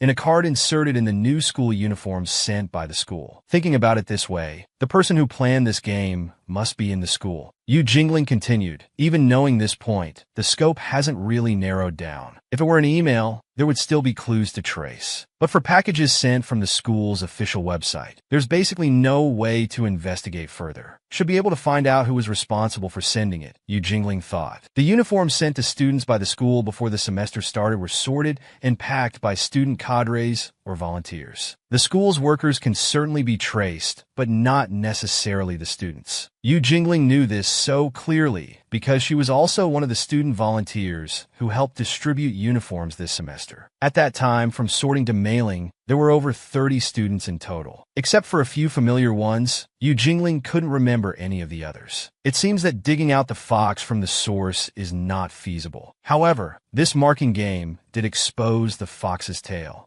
Wei Qinghong became interested. Yu Jingling thought that being chosen as prey might be random, but judging from the feasibility of the marking task, the fox must be someone very close to her to notice changes around her. Wei Qinghong's expression became somewhat unusual. Yu Jingling asked what was wrong. The man suddenly suggested, should we just let this go? Yu Jingling became emotional. How could they just let it go? Wei Qinghong just felt it was tiring to see her guessing like this. Of course, he understood Yu Jingling's desire for revenge. But anyway, he hoped Yu Jingling wouldn't hurt herself in the process. He also patted the girl's head. Yu Jingling visibly blushed. Seeing Wei Qinghong about to leave, she wanted to return his jacket. Wei Qinghong smiled and told her to keep it. It looked good on Yu Jingling. Back home, Yu Jingling realized it was so late. Interrogating Xie Yunxiao had taken such a long time. Anyway, today wasn't completely fruitless. Since they knew the game players were invited into the chat room through cards inserted in the school uniform packages, it meant all players were people from the school. Besides this, these people seemed to have some other commonalities. Yu Jingling looked at the chat room and saw that Wolf had gained 1 point in the marking game. What's going on? A player had scored points. Why would a player complete the task and gain points? Who could it be? Yu Jingling looked at the sleeve of Wei Qinghong's jacket. As if possessed, she sniffed the scent. The next second, the jacket was thrown to the ground. Wei Qinghong was actually the wolf. The next morning, Lu Hao sat on his motorcycle waiting for Yu Jingling. Yu Jingling was somewhat surprised. Why did Lu Hao come? Lu Hao handed over a gift, wanting to copy Yu Jingling's coursework from last week. She knew he wouldn't be nice for no reason. Nearby, Su Yiren suddenly called Yu Jingling's name. What was wrong with her best friend? She had been distracted all morning. Yu Jingling awkwardly said it was nothing, just that she didn't sleep well last night. Su Yiren was relieved. Yu Jingling's complexion did look a bit off. Wei Qinghong appeared out of nowhere, and walked to Yu Jingling's side. He asked if she couldn't sleep well because she caught a cold at the cinema yesterday. As he spoke, his hand was already touching Yu Jingling's forehead. She slapped Wei Qinghong's hand away, not letting him touch her. This sentence stunned all three people present. Yu Jingling still didn't tell the truth in the end. She explained that her strong reaction was just because Wei Qinghong's hand was very cold. The atmosphere immediately eased. Su Yiren proactively invited Wei Qinghong to ride in their car. Some agreed, some felt awkward. Yu Jingling suddenly remembered she had some housework to do. She told them to go ahead. Su Yiren worried Yu Jingling wouldn't be able to get to school later. Yu Jingling used Lu Hao as an excuse, saying he could give her a ride after copying the homework. Su Yiren happily pulled Wei Qinghong into the car. Wei Qinghong gave a meaningful look at the girl's retreating figure. Inside the house, Lu Hao stared at Yu Jingling. Yu Jingling thought about Wei Qinghong being the wolf. She felt so angry she could grind her teeth. Not knowing what Lu Hao suddenly thought of, he pinched Yu Jingling's chin. She was a bit nervous, wondering what he was doing. Lu Hao touched Yu Jingling's brow, saying it was all scrunched up. Yu Jingling struggled, telling him to let go quickly. Lu Hao laughed, saying the silly fish wanted straight eyebrows, asking if she wanted him to draw them for her. Yu Jingling directly punched him, making Lu Hao laugh out loud. For a moment, the atmosphere between them became rippled. The fallen curtains made the ambience even more ambiguous. Lu Hao's face also took on a tinge of red. The next second, Lu Hao started pinching Yu Jingling's face again, reminding her to hurry or they'd be late. Yu Jingling pinched her own face, wondering if Lu Hao was about to kiss her just now. She patted her face, reminding herself not to overthink. Lu Hao liked Yiren. At this moment, Su Yiren called Yu Jingling. It turned out to be Wei Qinghong calling from Su Yiren's phone. He asked if Yu Jingling was still at home. He had left his phone at home and wanted to trouble Yu Jingling to find it in his room. It should be on his bedside table. Yu Jingling went to Wei Qinghong's room. Indeed, it was on the bedside table. Yu Jingling looked at that phone and fell in a deep thought. If Wei Qinghong was a player, the evidence would be in this phone. Lu Hao, riding his motorcycle, saw Yu Jingling coming out of Wei Qinghong's room. He asked where she was going, saying their next class was about to start. Yu Jingling said she wanted to go to the library and told Lu Hao to go ahead. In the library, Wei Qinghong saw her coming and smiled. He was holding quite a few books. He asked Yu Jingling to put the phone in his pocket. Not having thought of a way to deal with Wei Qinghong, Yu Jingling couldn't make him suspicious for now. After putting the phone in Wei Qinghong's pocket, Yu Jingling said she still had class and left first. Wei Qinghong wanted to go downstairs to chase after her. Unexpectedly, he missed a step and fell to the ground. Yu Jingling still couldn't help but go check on him. Wei Qinghong was a bit embarrassed, saying it was his own carelessness. The moment Yu Jingling went over to help pick up the books, their hands touched. Wei Qinghong smiled and apologized, saying he couldn't see clearly without his glasses. Yu Jingling's heart rippled again. She handed the glasses to Wei Qinghong. She stood up, about to run,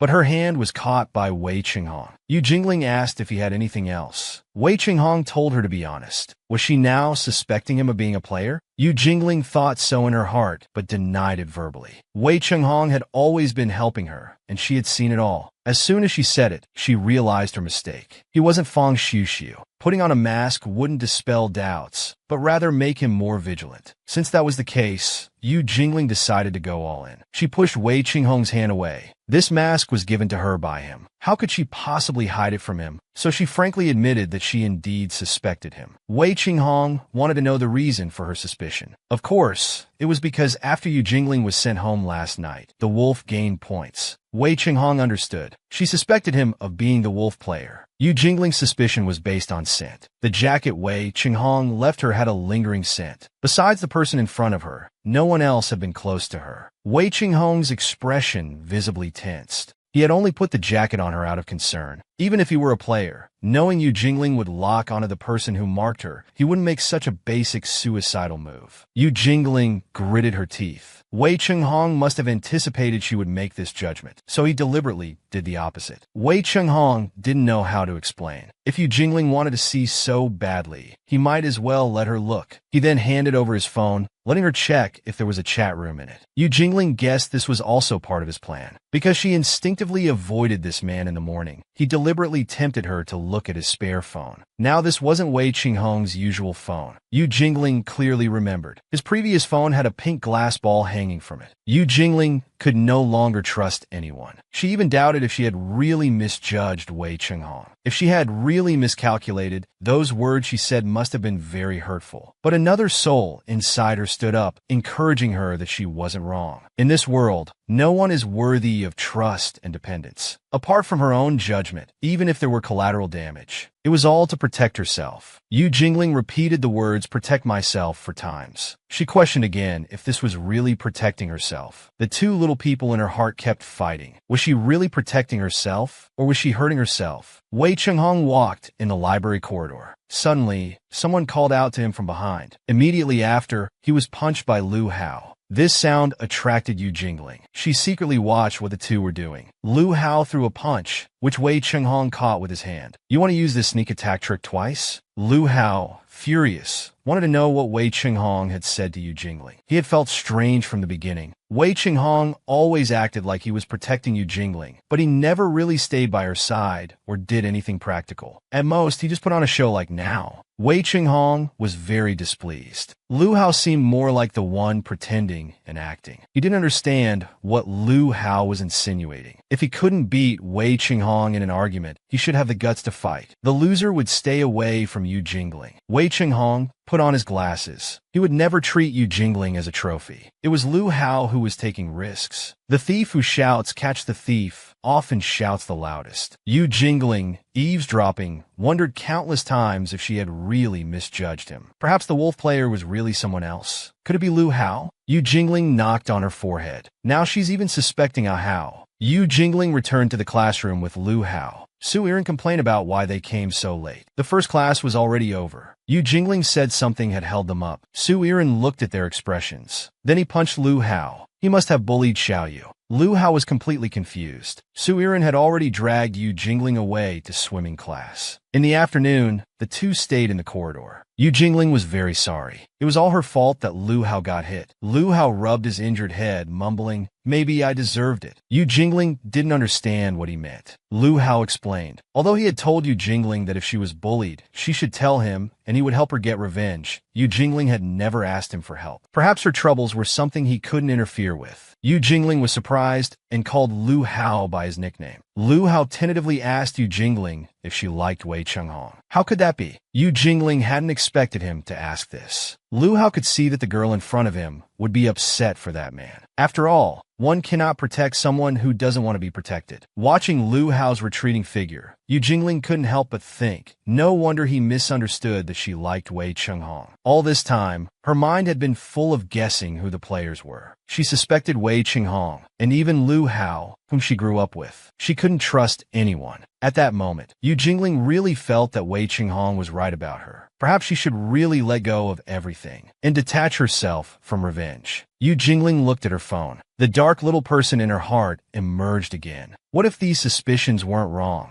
Yu Jingling turned off the light. It seemed like she had made some major decision. In the swimming pool, the coach reminded everyone that beginners should not approach the deep end. Swimmers should take care of non-swimmers. Lu Hao put on his swimsuit and prepared to enter the water. Su Yiren suddenly appeared and tried to push him, but Lu Hao dodged. He ended up falling into the pool himself. Su Yiren angrily told Lu Hao to come down if he dared. Lu Hao teased Su Yiren from the shore. This made many classmates laugh out loud. At this time, Yu Jingling, dressed in her swimsuit, walked towards them. She stopped in front of Lu Hao, called his name, and asked if he was willing to teach her how to swim. Lu Hao jumped into the water directly and extended his hand for Yu Jingling to come down. Yu Jingling was stunned. Lu Hao then explained, "How can you learn without getting in the water? Are you going to do the dog paddle in the air?" After Yu Jingling got into the water, she naturally wrapped her arms around Lu Hao's waist. He supported her body and let her try to swim a bit. Their interaction sparked discussions among many classmates. They all thought they were childhood sweethearts. Yu Jingling had said before that she wanted a boyfriend. Why not just pair up with Lu Hao? Some tactless classmate asked if Su Yiren thought the same. Su Yiren's eyes lit up with stars. If that were the case,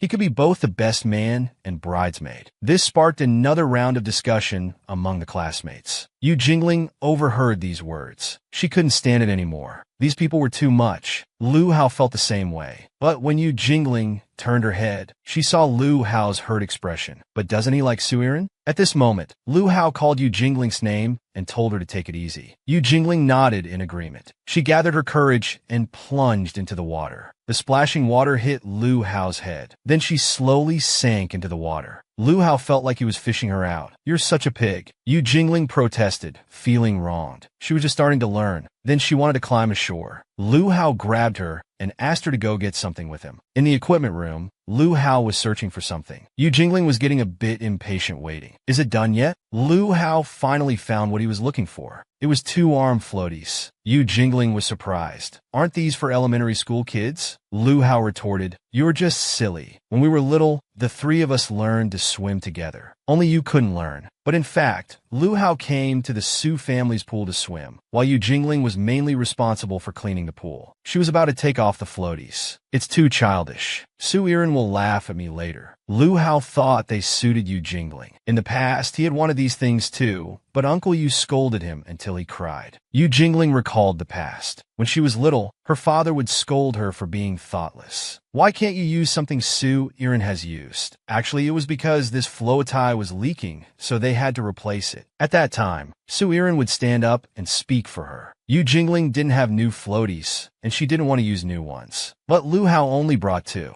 Su Irin scolded the person next to him harshly. At this moment, Lu Hao handed over a blue floatie. Yu Jingling came back to her senses. She explained to Lu Hao, "Back then, it was because Su Irin's was leaking, so I asked my father to buy a new one. But it caused you to give an extra one." Lu Hao's face suddenly turned red. "Actually, that was meant for you." Yu Jingling laughed and teased, "Don't come up with excuses now. Since we were little, whatever you had, you only gave to Su Irin. I never got anything." Lu Hao told her to think carefully. Every time Su Irin had something, Yu Jingling ended up having it too in the end. A flood of memories rushed into Yu Jingling's mind. It seemed to be true. But those times, wasn't it because Su Irin scolded them afterwards? Lu Hao then told Yu Jingling, "If I didn't give it to Su Irin first, how would your dad agree to let his daughter accept it?" Yu Jingling blushed. Put this way, it seemed like he gave things to Su Irin just to give her gifts. Lu Hao thought she was really a silly fish. Seeing that Yu Jingling still didn't understand, he confirmed that she was truly clueless. She didn't know his thoughts at all. Yu Jingling became nervous. What should she know? Lu Hao drew closer to Yu Jingling and asked, "Don't you know who I like?" Yu Jingling guessed. Could it be me? Lu Hao called her a silly fish again. His hand touched her face. Just as their lips were about to meet, a ringtone broke the atmosphere between them. Yu Jingling's expression froze. Why was Lu Hao's phone hidden there? He was actually a player too. Lu Hao turned around.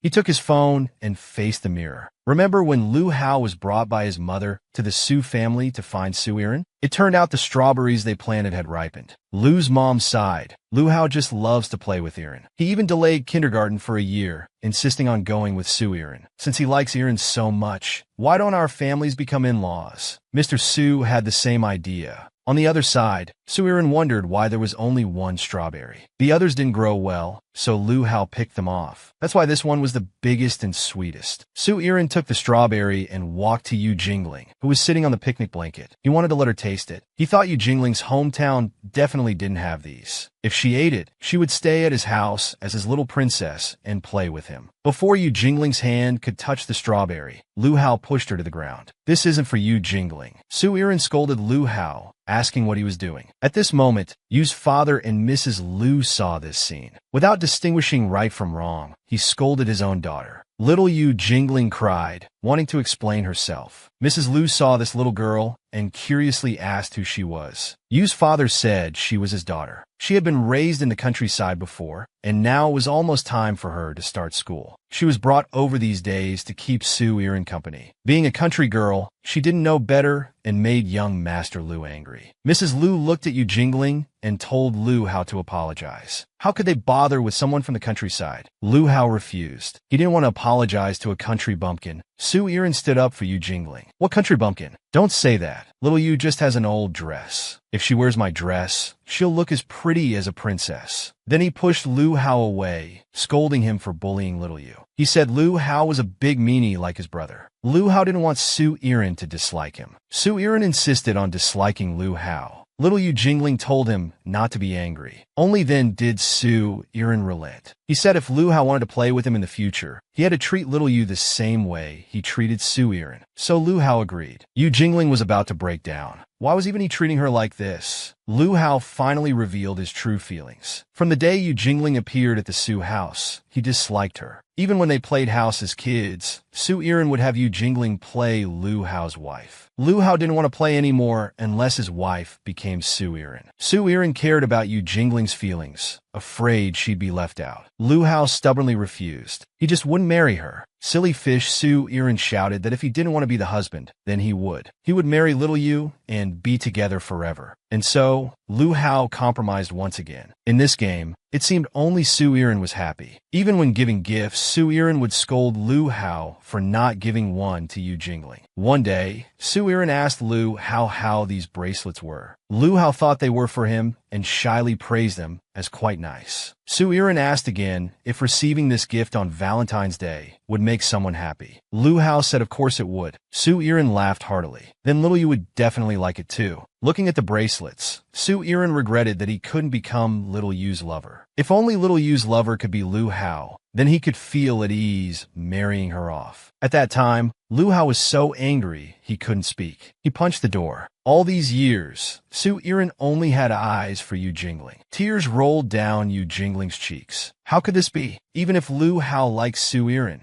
weren't they still friends? She still felt Lu Hao was lying to her. How could he possibly be a player? Lu Hao shook off Yu Jingling's hand. Who cares about their childhood? Yu Jingling's heart shattered completely. On a stormy day with thunder and lightning, Su Yiren knocked on Yu Jingling's door, wanting to know if she was feeling better. Yu's mother told Su Yiren that she had been coughing and feverish since returning from swimming class yesterday. She was probably still asleep now. She told Su Yiren to go to school first, or he'd be late. Su Yiren had no choice but to come back in the evening to check on Yu Jingling. Then he called for Wei Chenghong to hurry. Wei Chenghong peeked through the door crack and saw the nearly broken Yu Jingling inside. Yu's mother brought porridge and asked her to get up and eat something. Yu Jingling had no appetite at all. What was wrong with this child? Yu's mother was puzzled. She rarely got sick since childhood, but now she came back with a fever after swimming at school. Lu Hao's face flashed through Yu Jingling's mind. She couldn't help but grip the bedsheet tightly. Yu's mother guessed. Could her daughter be lovesick, causing her to become overly agitated? Yu Jingling didn't understand what she meant. Lovesick. Yu's mother took out a property deed to show her. This was the apartment Mr. Su had promised to buy earlier. Yu Jingling was upset. How could her mother accept this? Yu's mother didn't think much of it. Why couldn't they accept it? She and her husband had worked hard for the Su family for most of their lives. What's wrong with the master giving them an apartment? Moreover, it was because of that Su Wangshu's issue.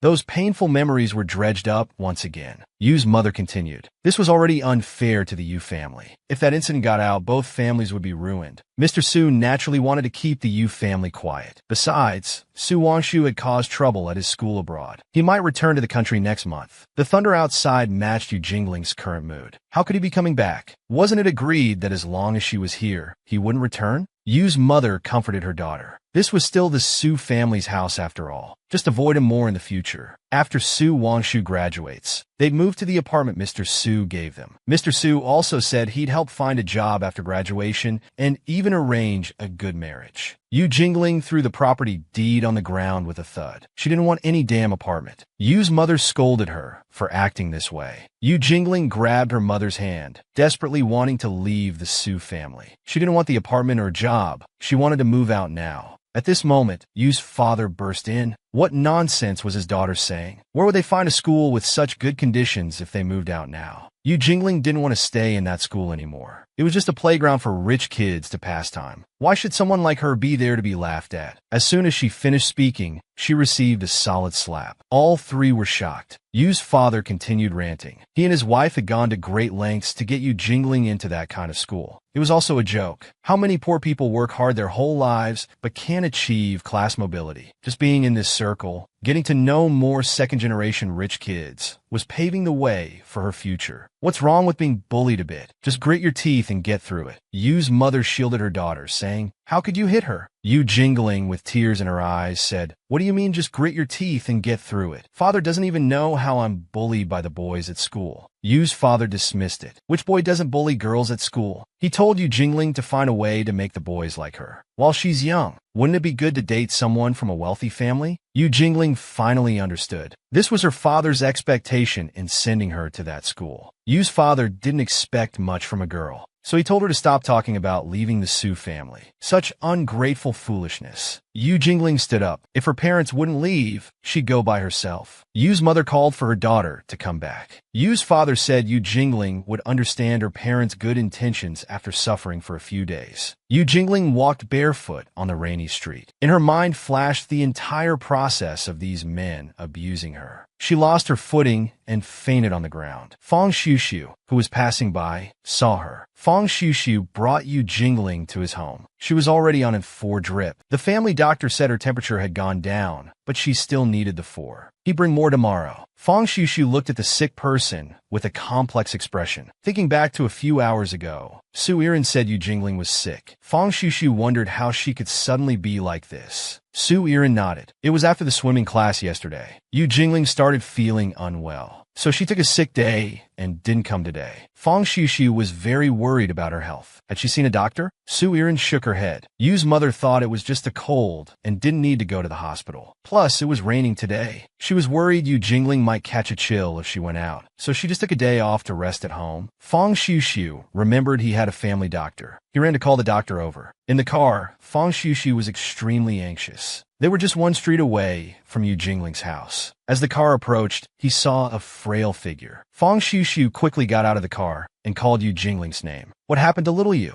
He wanted to take her home immediately. Yu Jingling called Fang Shushu's name with a trembling voice. Her body was very resistant. She didn't want to go back to the Su family. The next second, she collapsed. Fang Shushu came to his senses, wanting to know what exactly happened. He thought it would be better to contact Su Irin. When Yu Jingling opened her eyes, she saw Fang Shushu taking a photo of her with his phone. She immediately had a stress response. She knocked Fang Shushu's phone away. What was he doing? Fang Shushu didn't mind her strange behavior. He was just happy that Yu Jingling was awake. Yu Jingling was still very alert. She questioned Fang Shushu about what he was photographing. Fang Shushu just wanted to contact Su Irin. It seemed Yu Jingling didn't remember that she had fainted on the street. She was mumbling about not wanting to go back to the Su family, so he could only bring her back here. Yu Jingling said with a trembling voice, so Fang Shushu was treating her like a trophy. Was he going to post it in that chat room to show off? Fang Shushu's face changed dramatically, so Yu Jingling already knew.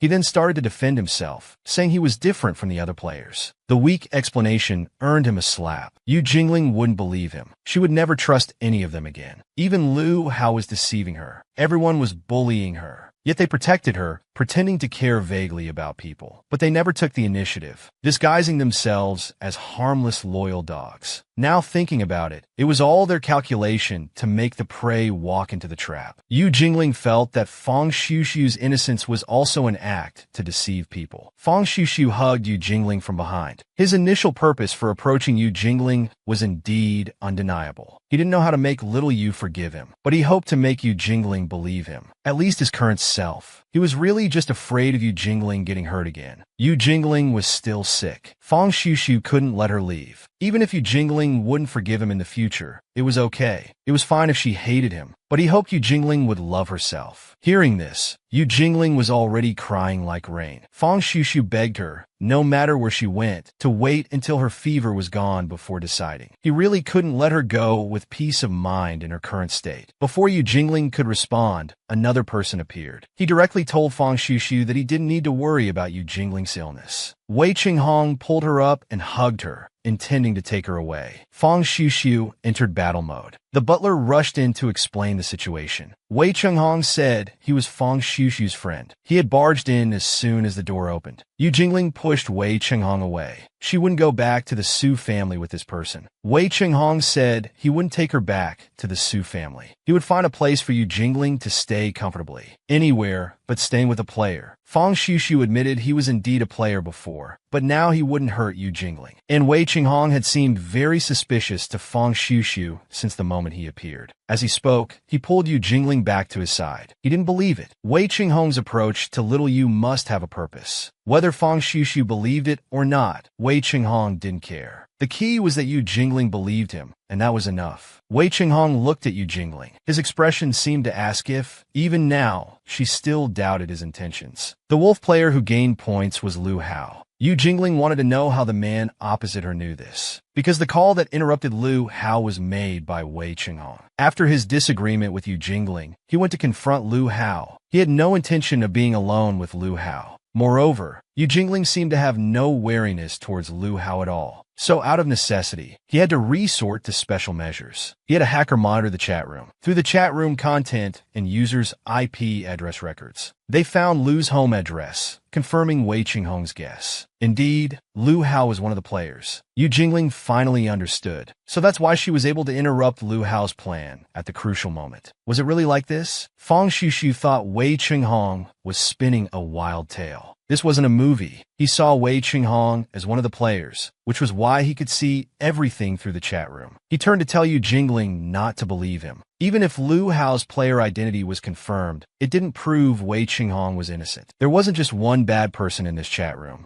Yu Jingling was persuaded by Fang Xushu. Even if Wei Qinghong wasn't the wolf player, the mastermind behind all this was the truly terrifying villain. Fang Xushu asked Wei Qinghong to prove he wasn't the fox. Wei Qinghong remained calm, because he had also caught that fox. Yu Jingling couldn't believe he had already found it. When Wei Qinghong was about to say the person's name, Yu Jingling interrupted him again. Why should she believe his words? Just based on Wei Qinghong's one-sided accusation, Yu Jingling didn't want to be influenced. Wei Qinghong asked her to listen to him. Fang Xushu stood in front of Yu Jingling, not letting this bad man touch her. Wei Qinghong threw Fang Xushu against the door. Emotionally, he grabbed Yu Jingling's hand. Even if she didn't want to hear that person's name, would the facts change? Yu Jingling probably had guessed a bit in her heart. The person who could clearly sense the mark on the prey, always keep track of the situation and issue tasks, who was so close to Yu Jingling, yet pushed things from behind the scenes. Could that person be Su Iren? Yu Jingling couldn't accept the truth and broke down screaming. Seeing Yu Jingling like this, Fang Xushu was at a loss.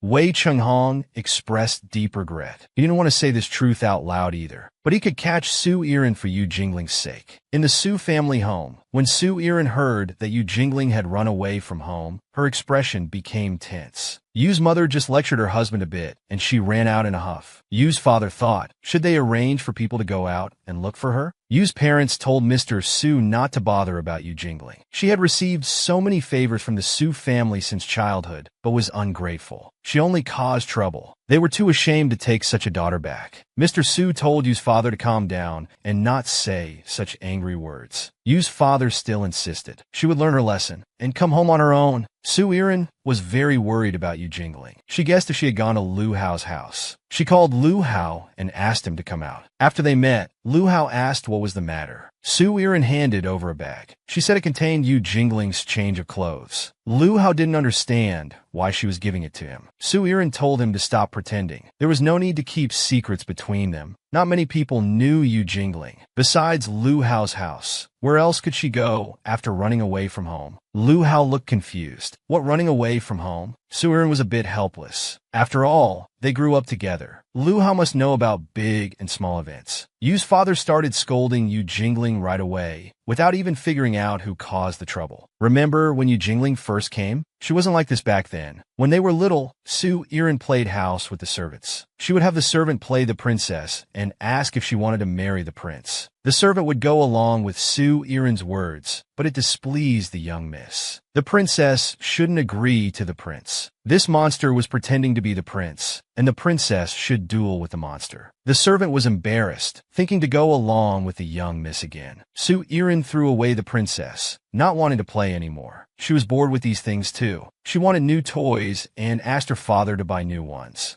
At this time, Yu's father brought Yu Jingling to Su Iren's room. He introduced her as his daughter, who came to the city for summer vacation. If they didn't mind, let Yu Jingling stay and broaden her horizons. Su Iren's eyes lit up when she saw Yu Jingling, because little Yu was just too cute, but her clothes were too rustic. Su Iren wanted to give her own dresses to her. When Lu Hao and Su Iren were playing rough, Yu Jingling would run over to show concern. When Lu Hao called Su Iren stupid, Yu Jingling would help Su Iren get back at him. It was clearly Lu Lu Hao, who ran over and bumped into people first. Lu Hao pushed Yu Jingling aside. He even called her a nosy country bumpkin. Yu Jingling got up and pushed Lu Hao too. Accidentally, the toy plane was broken. Lu Hao cried loudly. This was clearly his own doing. Serve him right. At that moment, Yu Jingling's image grew taller in Su Yiren's heart. Their commotion attracted Yu's father. Lu Hao tattled to the adults, saying it was all Yu Jingling who pushed him. Yu's father, without distinguishing right from wrong, slapped Yu Jingling. Mr. Su stopped him, asking what he was doing. How big of a deal could it be between children playing? Yu's father didn't care. Children without discipline needed to be taught a lesson. Otherwise, she'd keep causing trouble when she comes to study in the city later. Mr. Su heard that Yu's father was planning to send Yu Jingling to study in the city. Su Yiren always knew Yu Jingling wanted to leave, but she selfishly wanted Yu Jingling to stay by her side. Over the years, Su Yiren bought her the prettiest dresses, the best desserts, giving Yu Jingling the best she could, just hoping she would stay happily by her side forever. Lu Hao never felt that Yu Jingling was as good as Su Yiren said. From the moment he met Yu Jingling, she always seemed to be compromising. Even though Su Yiren favored her in everything, she acted like the whole world was bullying her. Su Yiren defended her, saying Yu Jingling wasn't originally like this. It was after she went to a neighbor's funeral as a child, was bullied by her brother, and got injured on her hand. She became so obedient after that. But recently, Su Yiren felt that Yu Jingling occasionally returned to her old self. Sometimes, she really felt like there were two Yu Jinglings. One as docile as a rabbit, the other. Lu Hao interrupted her mid-sentence. He was really fed up. Su Yiren could only see Yu Jingling in her eyes. What about him? Couldn't she see him? Su Yiren didn't understand why it suddenly became like this. Lu Hao accused Su Yiren. How long was he going to ignore his feelings? Even though he was always behind him, even though he went along with everything he wanted to do. Lu Hao played house with Su Yiren and Yu Jingling. Even that excessive hunting game. He went along with Su Yiren's act without hesitation. Su Yiren was confused. Hunting game? What hunting game? Lu Hao had guessed from the beginning that the fox was Su Yiren. Even so, he didn't mind. He had already gone along with the act to this extent. He begged Su Yiren. Could he occasionally consider his feelings too? Lu Hao felt that Su Yiren clearly knew his feelings, but Su Yiren simply couldn't understand what he was saying. In the past, he had indeed noticed Lu Hao's feelings for him, but he thought Lu Hao knew that the person in his heart was Wei Chunghong.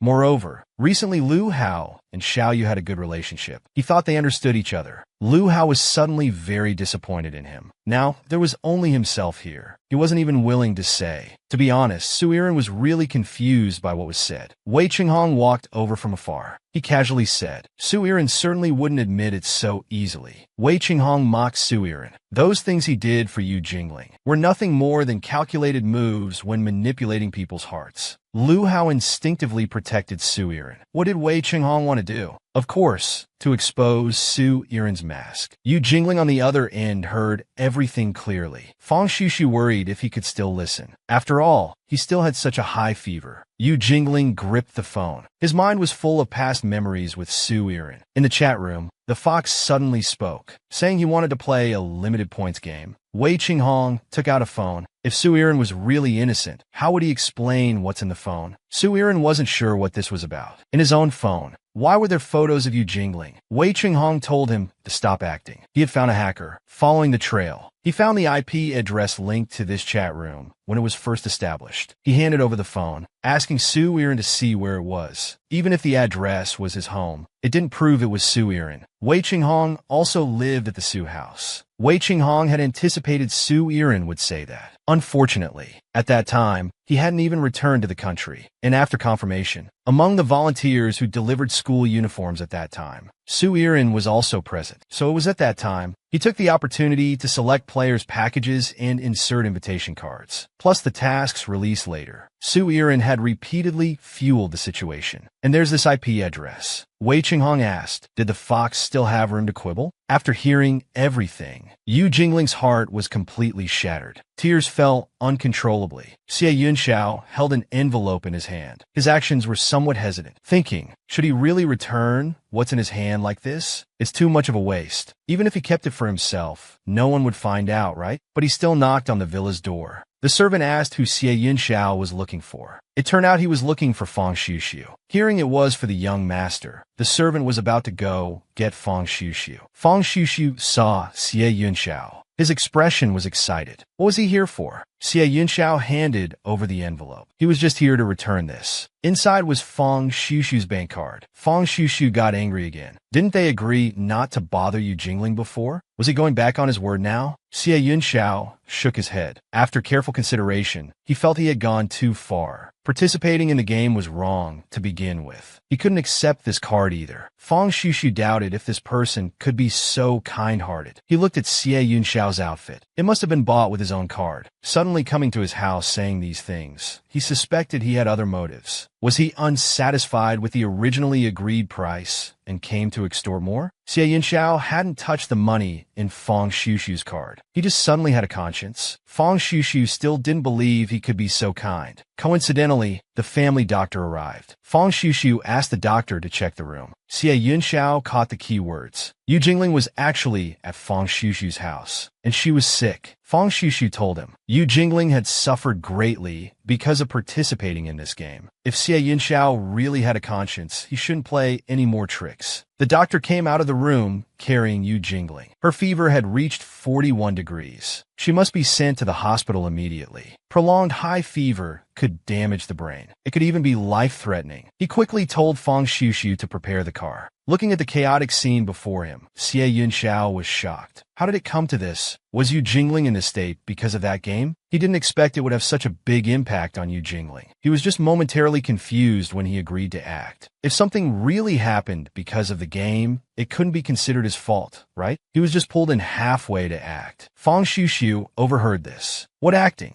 Explain clearly. Xie Yunxiao looked nervous. If he said it, Wei Qinghong wouldn't let him off. Fang Xiuxiu told Xie Yunxiao to take a good look at Yu Jingling. Was this still the person they first knew? Would they only realize their mistake after seeing Xiao Yu driven to death? Xie Yunxiao hesitated, but decided to speak up. The truth was, Xie Yunxiao wasn't actually a snake player. Someone suddenly thought of him, gave him many benefits, and asked him to play this role. That person told Xie Yunxiao the game was in this phone. He should memorize the prearranged lines. He couldn't let Yu Jingling believe his identity, or reveal any related information about himself. If he couldn't do these things, he should be prepared to pay the price. Fang Xiuxiu frowned. Wei Qinghong was indeed a player. In the morning, a ray of sunlight shone through the window into the hospital room. Yu Jingling's eyes were tightly closed, her face flushed, immersed in a dream. In the endless darkness, she hugged her knees alone. Tears flowed uncontrollably. At this moment, a girl in a black dress, looking exactly like her, appeared behind her. She comforted her gently. She had told Yu Jingling long ago that in this world, there was no one worth trusting or relying on. She cupped the shattered pieces of crystal in her hands and finally gave them to the girl in the black dress. The girl smiled slightly, looking satisfied at the things in her hand. From now on, she would leave everything to her to solve. At the door of the ward, the doctor was explaining medication instructions. Fang Xiuxiu listened carefully. Then he pushed open the door of the ward. He saw Yu Jingling sitting up properly in bed, her expression calm. Her fever hadn't subsided yet. She should have continued the 4-drip, but she had already removed the needle from her hand, believing she was fine. Fang Xiuxiu still looked somewhat worried. The doctor checked her condition and confirmed she could be discharged. After hearing this, Yu Jingling touched her cheek and asked leisurely where her clothes were. His body hadn't fully recovered yet, but regardless, he wanted to avoid Wei Qinghong first. Before that, he had some things he wanted to trouble Fang Xiuxiu with. On the other side, Wei Qinghong cornered Su Yiren in the hallway, constantly calculating in his mind. The connection with Yu Jingling had been cut off. This was fine. It could prevent Su Yiren from revealing their identities in a moment of excitement. Otherwise, his act would have been for nothing. Tom went back to the empty room earlier. Wei Qinghong, like an employee, reported to his father about transferring to the Tao school. He needed to quickly get to know capable rich kids. Don't be constrained by romance. His father had chosen a marriage partner for him. He would return to get married in a few months. His expression was somewhat dejected, but he eventually agreed.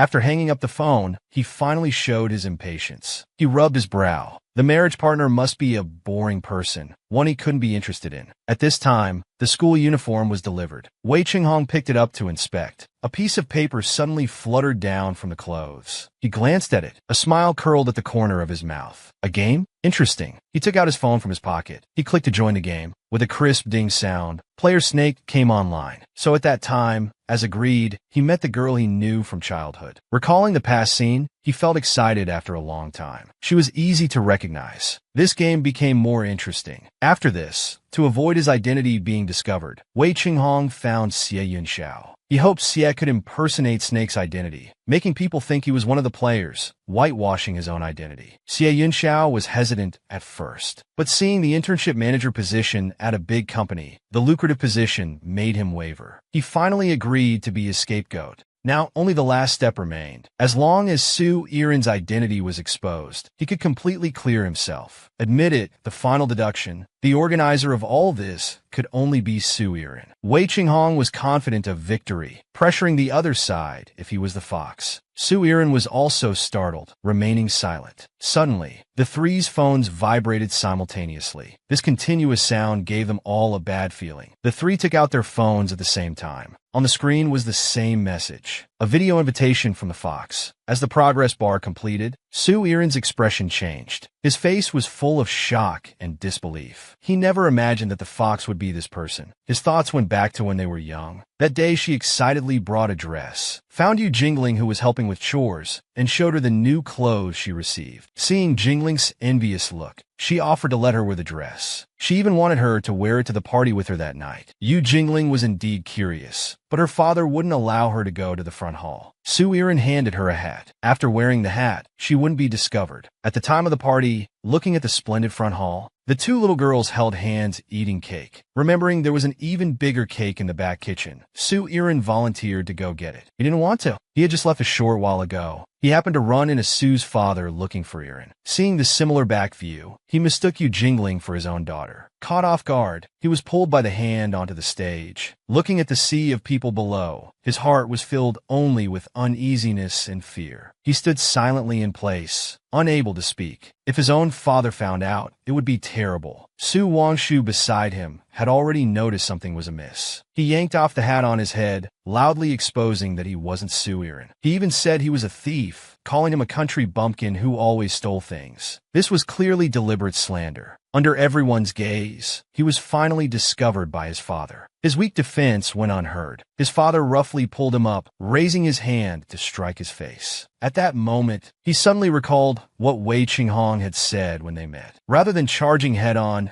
to fight with beasts, the truly effective method was to make them fight among themselves. Large tears rolled down his face. He cried while apologizing loudly. His tears attracted Su's father nearby. He asked with concern what had happened, who was forcing him to do things he didn't want to do. Rubbing his eyes, he sobbed that someone always hit him and threatened to kick him and his parents out if he didn't obey. Hearing this, Su Fu was also shocked. He hurriedly asked who exactly did such a thing. Yu Jingling hesitated to speak, but his eyes avoided looking at Su Wangshu. He didn't dare to say. Su Wangshu looked confused, still not knowing what was going on. But Su's father had already understood his implication. He took out the rod of fatherly love and beat his son. Seeing the chaos at the scene, Yu's father scolded him to quickly return to his room, not to embarrass himself here and cause trouble. Entering the room, the expression on his face suddenly changed from sadness to something cold, cruel, and ruthless. He let out a light snort. Who told Su Wangshu to always bully them? This was the lesson he deserved. Su Yiren came over with the cake at this time. Seeing his figure, Yu Jingling turned to look. Suddenly, it was as if something left his body. His eyes seemed to suddenly come back to his senses, looking bewildered and at a loss. Did something just happen? He had no memory of it at all. Yiren, who had witnessed everything, stood there stunned. Recalling everything from that year, Su Yiren exclaimed loudly. So it was him. At this moment, Yu Jingling, sitting by the floor-to-ceiling window, had a smile of complete control on his lips. He wore sunglasses, Now the prey had become the hunter. The others who saw the person in the image were so shocked that their phones fell to the ground. Wei Qinghong's reaction was even stronger, as if he hadn't expected the final winner to be him. He laughed and taunted him. Too bad he still couldn't catch the fox in the end. Was he satisfied with his performance of a snake with a Buddha's mouth? He also didn't need to go to great lengths to conceal his identity. After all, this game was a trap he had set from the beginning. It was his game of animal chess. It turned out he himself was the fox. Su Wangshu's face turned as black as the bottom of a pot. So all of this was his own directing and acting. What benefit did this play have for him? The fox mockingly laughed and said his acting couldn't compare to even 1/10,000 of Su Wangshu's. Various scenes from the past flashed before his eyes. Compared to the other players' gradual plotting, he had been acting nonstop. That protection, that care was all fake. The fox knew everything. This bit of effort was nothing to take advantage of his attachment to Irin. Only his invitation card was written using Irin's handwriting. Furious and embarrassed, Su Wangshu tried to prove to others that he was just a crazy woman, cunningly playing pitiful. Hearing these words, Su Irin remained silent. He knew in his heart, the fox now was not the rabbit. It wasn't the elf they knew. Indeed, he had always known about the fox's existence. These years he treated the elf better, also to prevent another fox from appearing. Unfortunately, all he did in the end was just to fill his own guilt. Su Irin still wanted to argue that he was sincere, but the fox didn't give him a chance to continue. Looking at him with all-seeing eyes, Su Irin indeed didn't hurt them directly, but he selfishly trapped him, not letting him escape this den of evil. Every time the rabbit wanted to leave the Su family, it was him who secretly obstructed it. When he was young, he cried and begged his father to let the elf go to school with him. Later, seeing him save money to return to his hometown on his own, he panicked, not allowing him to leave, completely disregarding Jinling's pain. He promised to keep the secret of the savings, but secretly told Yu's father. Later, when Su Wangshu heard Jinling, his father wanted to send Jinling away to prevent further harm. He still strongly opposed it, stopping him from escaping the Su family. It was always him interfering,